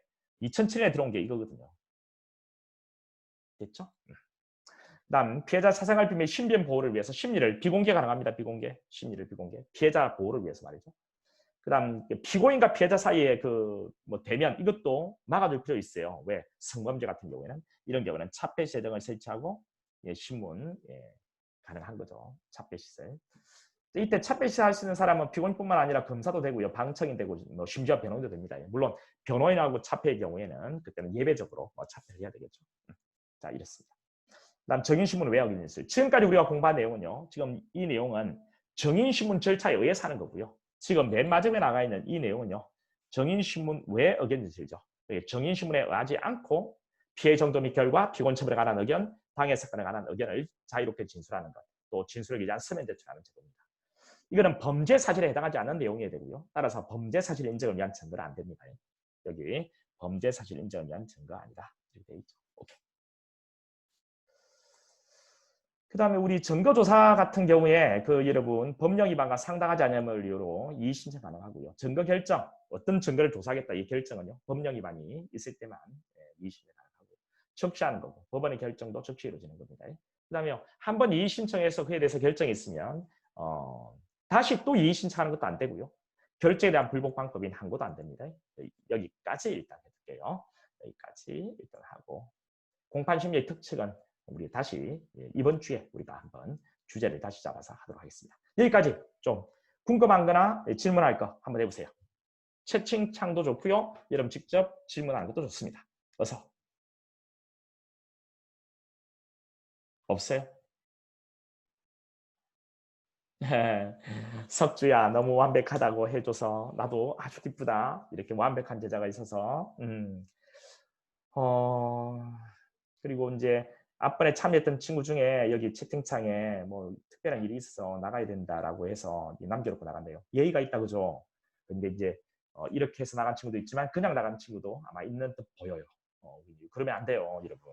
우리가 이제 요거는 여러분들 복습시킬 이유고 저도 엄청나게 오늘도 이제 친구들 동창 만나가지고 족구됐으니까 당연히 술 한잔 마시겠죠? 그래서 이제 오늘도 이제 딱 왔더니요. 피곤해 보이고 하니까 좀 자고 일어나라 깨워주겠다 하는 것을 전처럼요. 일어나니까 10시 반 돼 있으면 큰일 나잖아요. 한번 내가 전과가 있잖아요. 그래가지고 안 자고 버텼습니다. 자, 여러분들 한번 열심히 해보세요. 저도 한번 끝까지 한번 해볼 테니까요. 자, 우리 그러면 여러분 지금 피곤하시고 할 거니까요. 그래도 기출문제를 한 몇 문제만 한번 다뤄보고 그리고 우리가 마치도록 할게요. 자, 여기 잠깐 보세요. 자, 증거개시 제도에 관한 문제를 하나 가지고 와봤습니다. 한번 보세요. 증거개시. 자, 증거개시요. 이 옳은 것 이렇게 묻고 있네요. 옳은 거. 자, 옳은 거. 자, 옳은 거 묻고 있습니다. 그럼 이제 이 앞에다 옳은 거 이렇게 해놓으세요. 문제를 풀 때 하나 이런 표시 같은 거 해두셔야 돼요. 그래야 다음번 볼 때 뭐를 또 중증적으로 볼지가 나오는 거예요. 피고인 또는 변호인이 공판기일이나 공판 준비 절차에서 현장 무죄, 심신상실, 미약 주장을 한 때 검사, 피고인 또는 변호인에게 증거로 신청할 서류 등의 열람사 서면의 교부를 요구할 수 있다. 자, 이런 주장을 했을 때, 어디 갔노? 주장을 한 때 검사는 요구할 수 있죠. 이거 제한적 개시라고 하는 거죠. 옳은 질문입니다. 여러분이 나중에 이제 이런 것들을 다 상상을 해보세요. 그러면 훨씬 좋아요. 상상공부법, 박영도 공부법이죠. 여러분이 나중에 이제 법정에서 피고인인데요. 여러분이 현장에 없었다는 또는 마시가 한 상태였다. 범죄를 범할 때요. 이런 이야기를 하면, 자, 이런 주장을 하면 검사는 여러분 보고 여러분이 가지고 있는 여러분의 배 있잖아요. 여러분이 앞으로 증거로 신청할 것들 보여달라. 이렇게 할 수 있는 거예요. 자, 피고인 또는 변호인은 검사에게 공소에 대한 사건에 관한 서류 또는 물건의 목록과 공사실의 인정, 양형에 영향을 미칠 수 있는 서류 등의 열람사 서면의 교부를 신청할 수 있다. 다만 피고인에게 변호인이 있는 경우에 피고인은 열람만. 오, 맞네요. 그죠? 열람만. 자, 이게 포인트죠. 열람만.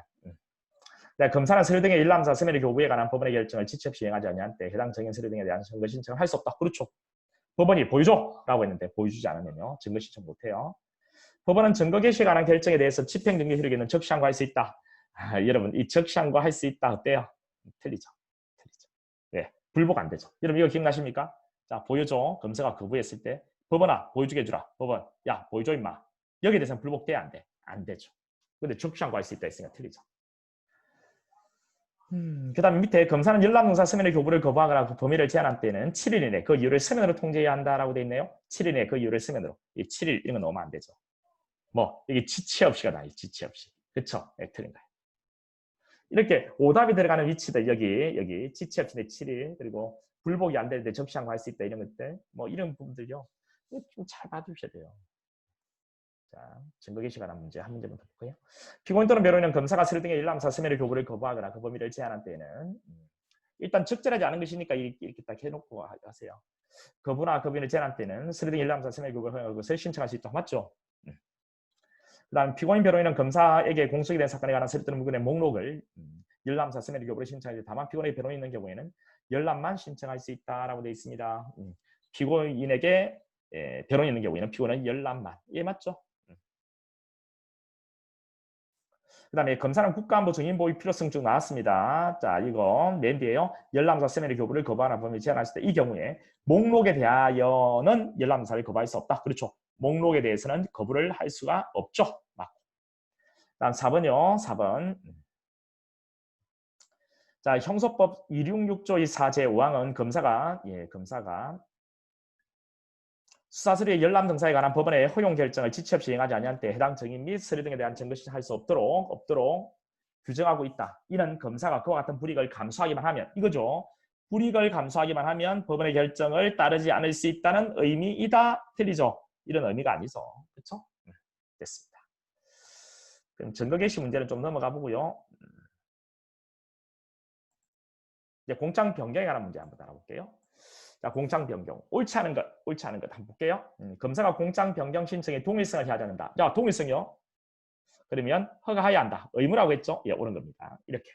그 다음에 공장 변경화 신청서 제시된 경우에 법원은 그 부분을 피고인과 변호인 어느 한쪽에 대하여만 송달하였다 하여 잘못이 있다고 할 수 없다. 예, 맞죠? 왜? 아까 또는이라고 했던 기억나십니까? 또는. 아까 했죠? 이거 설명도. 피고인의 방어권 행사에 실적 불이익을 초래할 염려가 없는 경우 법원이 공사지가 기본적 사실이 동일한 범위 내에서 공장 변경 절차 없이 공사지가 다르게 사실을 인정하였더라도 불고불이 원칙에 반하지 않는다. 그렇죠. 동일한 범위 내 동일성이 있다면 자, 방어권 행사에 불이익을 초래할 염려가 없다면 그때는 공장 변경 없이 인정해도 이때는 자, 불고불이 원칙에 위반되지 않아요. 불고불이는 뭔데? 고한 것만 심리하고 고하지 않은 건 심리를 못한다는 거죠. 근데 검사가 지금 고한 거 만약에 고한 거, 검사가 고한 거 공소장 동그라미인데요. 심리해보니까 세모가 인정돼요. 그런데 이 세모가 동그라미 안에 들어가 있다. 동그라미 안에. 동그라미. 이 축사실이죠. 그런데 이 축사실은 이거는 이 안에 들어가 있으니까 방어권 행사 입장이 없죠. 이것을 그냥 재판한다. 이 두 개가 동일성은 있고. 왜? 동그라미에 들어가 있으니까 동일성 있죠. 이걸 재판한다 해서 방어권 행사에 실적 불이익이 없는 거죠. 공장 바꾸지 않고 이걸 세모로 공장 바꾸지 않고 그냥 세모로 재판하겠다는 거예요. 그렇다고 해서 혹 불고불리 원칙에 위반되는가? 위반되진 않죠. 불고불리는 뭔데? 고하지 않은 것은 심리를 못한다는 거예요. 자, 검사가 지금 고한 거는 뭔데? 동그라미죠. 동그라미 안에 세모는 들어가 있죠. 그러면 세모도 검사가 고한 거 맞죠? 그렇죠? 그러니까 고한 것을 재판한 거란 말이죠. 고하지 않은 것을 심리를 자, 한 그런 위반이 있는 건 아니죠. 저 불고불리 원칙에 위반되지는 않죠. 이렇게. 좀 어렵나요? 자, 공장 변경을 허가하는 법원의 결정에 대해서 판결 전 소송 절차하는 결정이 나더라도 독립하여 상소할 수 없다. 그렇죠. 이 결정에 대해서는 독립하여 상소할 수 없다. 즉 항고 못한다 이 말이죠. 항고 못한다. 예. 맞죠? 있다입니다. 있다. 독립하여 상소할 수 있다네. 아, 틀리다 그죠? 이거야. 잠이 오네요. 잠이 와. 잠이 와요. 여러분 지금부터 잘 들으시대요. 내가 엉뚱한 이야기를 할 수 있어요. 자, 독립하여 상소할 수 있다 했으니까 틀리죠, 그죠? 항고 안 되는 겁니다. 자, 됐습니다. 한 문제 더 풀어볼까요? 자, 공장 변경, 적절하지 않은 것, 적절하지 않은 것. 사기죄에 있어서 기소된 공사실의 재산 피해자와 피해자 나왔네요. 피해자를 달리 인정한다. 피해자를 달리 인정한다. 그때 공장 변경을 유하한다. 맞죠, 그죠? 이거 기억하라고 했죠? 앞번에 4개월 치료 그리고 8개월 치료 공장 변경 유하지 않는다. 맞죠? 자, 배임, 이거 안 비하라고 했죠? 배임죄, 횡령죄, 공장 변경 유하지 않는다. 맞죠? 그 다음에 미수 나왔네. 그 다음 예비 업무. 어떻습니까? 미수 예비 업무는 범죄 사실이 다르니까요. 공장 변경을 유하죠. 유하지 않는다. 예, 틀립니다. 이렇게. 쉽죠? 그렇죠? 그러면 잠깐만요. 이런 문제 한번 딱 볼까요? 여러분 이 변경, 자, 다음과 같이 변경 인정하기 공장 변경이 필요 없는 경우. 자, 보세요. 제 이름이 다르면 기본적으로 필요합니다. 특수절도 장물음반. 이건 필요한 거죠? 네. 공장 변경이 필요한 거예요. 필요하고. 이것도요. 명예훼손 모욕 필요하죠? 왜? 제 이름이 다르죠? 이거는요. 특수강도 들어가 있죠? 축소 사실이니까 이거는 필요 없는 경우. 필요 없는 경우죠. 강도, 강간. 이 강간이 이 안에 들어가 있죠? 그러니까 이것도 필요 없는 경우고. 살인, 폭행, 치사는 제 이름이 다르죠? 필요해요. 특수강도, 특수공갈 제 이름이 다르죠? 필요해요. 이렇게 해서 푸는 겁니다. 그러니까 필요 없는 것은 피거 리얼 두 개죠. 자, 이제 공판 준비 절차가 하는 문제 한번 따라볼게요.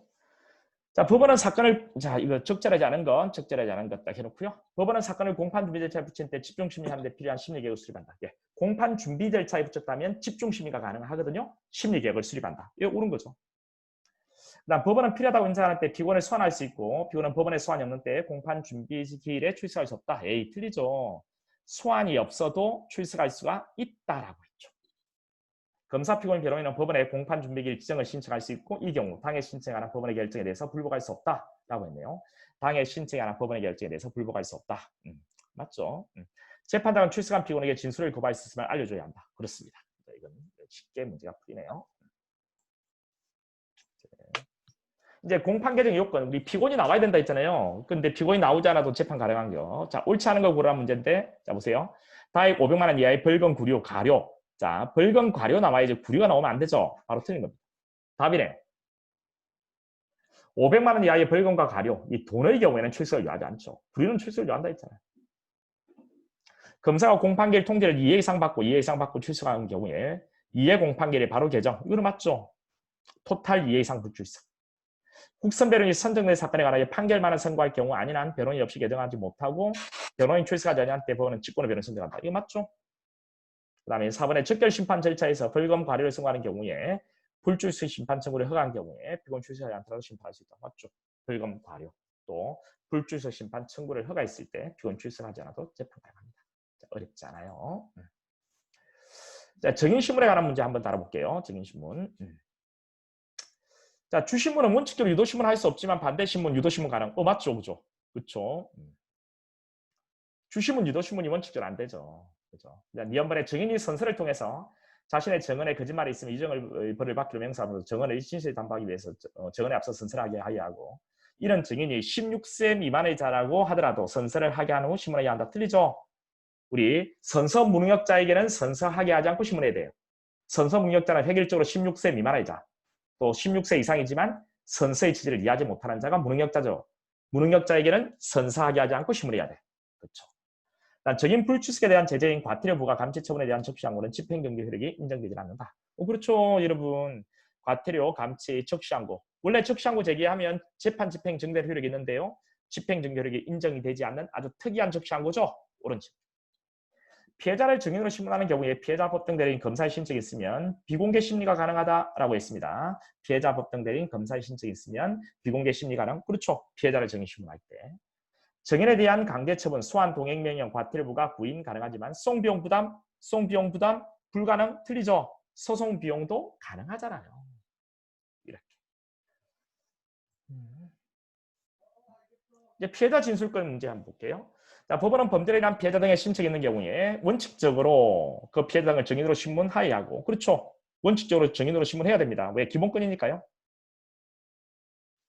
피해 정도 및 결과, 피고인 처벌에 관한 의견, 방해 사건에 관한 의견 진술할 기회를 주어야 한다. 이거 모르는 질문이에요. 그죠? 이제 교통사고로 사망한 사람의 부모라고 했습니다. 이런 부모. 이제 피해자가 사망했네요. 그 이제 부모는 이제 직계 친족이죠.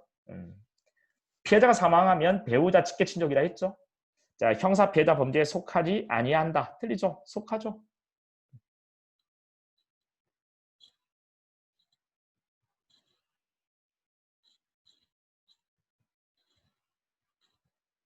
속하잖아요.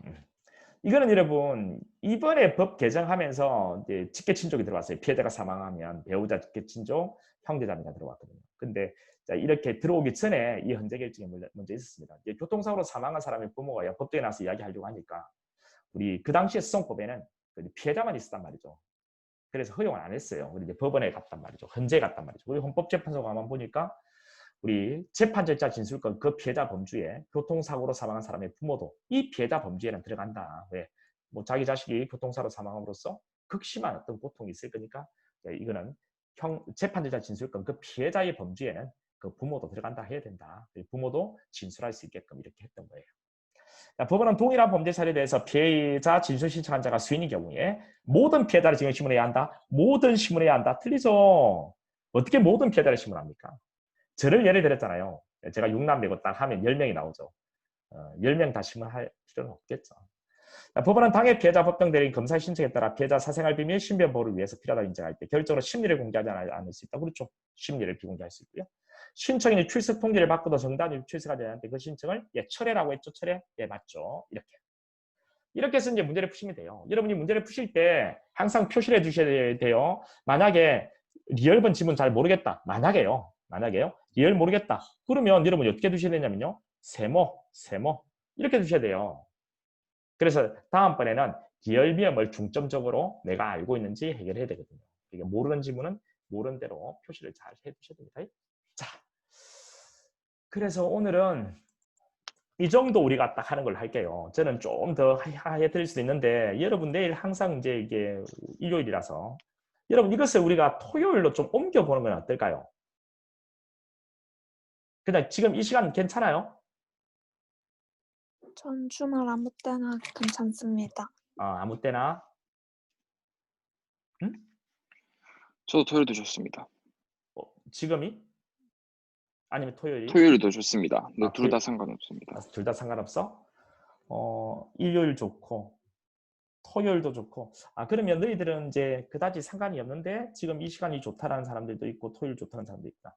알겠습니다. 그러면 제가 좀 더 고민을 해보고요. 일단 뭐 별다른 이야기 없으면 지금 그대로 할 겁니다. 그대로 해가지고 우리 하도록 할게요. 시간은 제가 한 7시 정도로 좀 당겨도 됩니까? 일요일에? 네, 시간은? 상관없습니다. 알겠습니다. 오케이. 자, 여러분이 최대한 많이 참가하시는 그 시간을 정하는 것이 좋을 듯 보여서 예, 이제 너무 늦어지면 그 다음 날이 좀 지장이 있을 것 같아가지고요. 그래서 이제 고민을 좀 더 해봅니다. 자, 그러면 오늘 여기서 마치고요. 맞다. 여러분, 이거 내가 저전에 한 친구가 와가지고 쌤이 저전에 이야기했던 거 한번 해보시면 안 되냐라고 하는 게 있어요. 뭐냐면 제가 우리 이제 온라인상에 도서관 같은 걸 한번 만들어 보고자 한다. 그래서 이제 우리 여러분이 공부를 하시면요, 이제 집에 가서 이제 복습을 하실 때 제가 이 줌을 열어가지고요 이렇게 해드리면 여러분 들어오셔서 뭐 강의하는 게 아니고요, 여러분 이거 캠을 이렇게 휴대폰 같은 걸 거치해 놓거나 아니면 캠이 있으면 캠을 딱 해놓고 보면 이렇게 지금 여기 공부하는 친구들 모습 있잖아요. 그러니까 여러분이 공부하는 모습을 좀 열어주셔야 돼요. 아니면 지금 이렇게 얼굴이 나와도 상관없겠죠. 이래놓고 나서 이제 공부를 해 나가면 여러분이 만약 그 자리에 얼굴이 있어야 돼요. 그러니까 여러분이 이제 공부하는 모습을 보면서 공부하겠다는 거예요. 우리 도서관 같은 데 가서 공부할 때 그 효과가 뭡니까? 도서관 같은 데 가서 공부할 때 효과가 다른 사람이 이제 공부하는 모습을 보면서 내가 이제 공부한다는 그런 부분도 있잖아요, 사실. 없습니까? 저는 그런 게 있던데요. 그것을 온라인상에서 좀 구현을 해가지고요. 여러분들이 지금 우리가 공부했던 모습을 서로 보면서 이런 모습을 보면서 그러니까 여러분들이 공부하는 뒷모습도 상관없고요. 그쪽이 보이게끔 해서 공부를 하고 여러분도 간혹가다 그 화면을 보면 다른 학생들이 공부하고 있는 모습을 보면서 조금 더 이렇게 자극받으면서 이렇게 하는 건 어떨까 이런 생각을 해보는 거예요. 그러니까 온라인상의 어떤 도서관인 거죠. 어떨까요? 이건 여러분 한다면 참여해 괜찮을 볼 것 같습니다. 나는 괜찮을 것 같다는 생각이 드는데 저는 참여하고 싶어요. 오케이. 그러면 제가 시범적으로 내일 저녁에 대부분 그 집에 가서 뭐 아니면 독서실이나 공부를 시작하는 시간 한 4시 정도 될까요? 6시 정도, 6시 6시? 것 같습니다. 6시, 7시 정도 되는 것 6시, 7시? 그러면 한 6시나 7시나 한 그 무렵에 내가 미리 밴드에 한번 공지를 올려볼게요. 밴드에 공지를 올려보고 그리고 이제 줌으로 언제 들어올 건지 밴드에 한번 공지를 올려볼게요. 그래서 여러분들이 저녁에 자습할 때 그게 원활하게 잘 돌아가지면 그것을 계속적으로 한번 열어주는 식으로 한번 해서 여러분들이 온라인상에서도 이렇게 도서관처럼 이렇게 공부를 하는 모습을 한번 구현을 해볼게요. 우리 다 그치 음소거 다 해놓고 하는 거야. 이 음소거는 너희들이 해제를 해가지고 이야기도 할 수 없게끔 만들어 줄 거야. 그냥 여러분들은 단 비디오만 켜둬야 돼. 그래서 이제 여러분들 모습이 보여야 되지. 이렇게 이름만 있으면은 사실 켜놓기만 하고 공부하지 않을 수도 있거든. 그때는 여러분 모습이 공부하는 모습이 보이게끔 하고 음소거는 내가 다 해제를 할 것이라서 여러분들이 해제하고 이야기도 안 돼. 그리고 채팅창도 그 아예 여러분들이 사용하지 못하게 막을 수도 있는데 그건 어떻게 할까? 채팅창은 내버려 둘까? 일단 채팅창은 내버려 둬볼 테니까 모든 사람이 들어올 때든 뭐든 음성으로 할 거야. 그리고 이제 중간 7시 끝나서 8시쯤에 8시쯤에 참여하는 것도 허용해 줄게. 그렇게 해서 일단은 너희들이 들어오는 것을 보고 한번 해보도록 하자. 그러면 일단 시범적으로 한번 해볼게요. 알겠습니다. 그럼 일단은 내가 고민을 좀 더 해보고요. 그 밴드에 그런 내용들을 한번 고민한 결과를 한번 올려볼게요. 그리고 다음번에는 한 일요일 또 이제 여러분 주말, 토요일 또는 일요일 공부할 때 한번 할 수 있게끔 원래 일요일 주말 같은데 한번 시도해 보려고 했던 거거든요. 그리고 이번 주에는 잘 돌아가는 모습을 보면 주말에도 한번 해보는 식으로도 한번 해볼게요. 그리고 소리는 다 음속으로 해야지. 다 음속으로 하는 거고. 우리 시범적으로 해보는 거니까 약간의 그런 것도 있을 수 있겠지만 처음부터 충분히 내가 고민해가지고 원활하게 돌아갈 수 있도록 한번 해보도록 하겠습니다. 자, 그러면 오늘 다들 수고 많았고요. 이제 가서 푹 자고 또 우리 한 주 또 힘차게 해보도록 하세요. 여러분 조금 있으면 다 존경에 가가지고 또 여러분 정말 편한 멋있는 삶 살 거예요. 그러니까 지금 할 때 조금 힘이 들더라도 한번 해보세요. 자, 그러면 수고 많았고요. 잘 자세요. 수고하셨습니다. 예, 감사합니다. 예, 고생했습니다.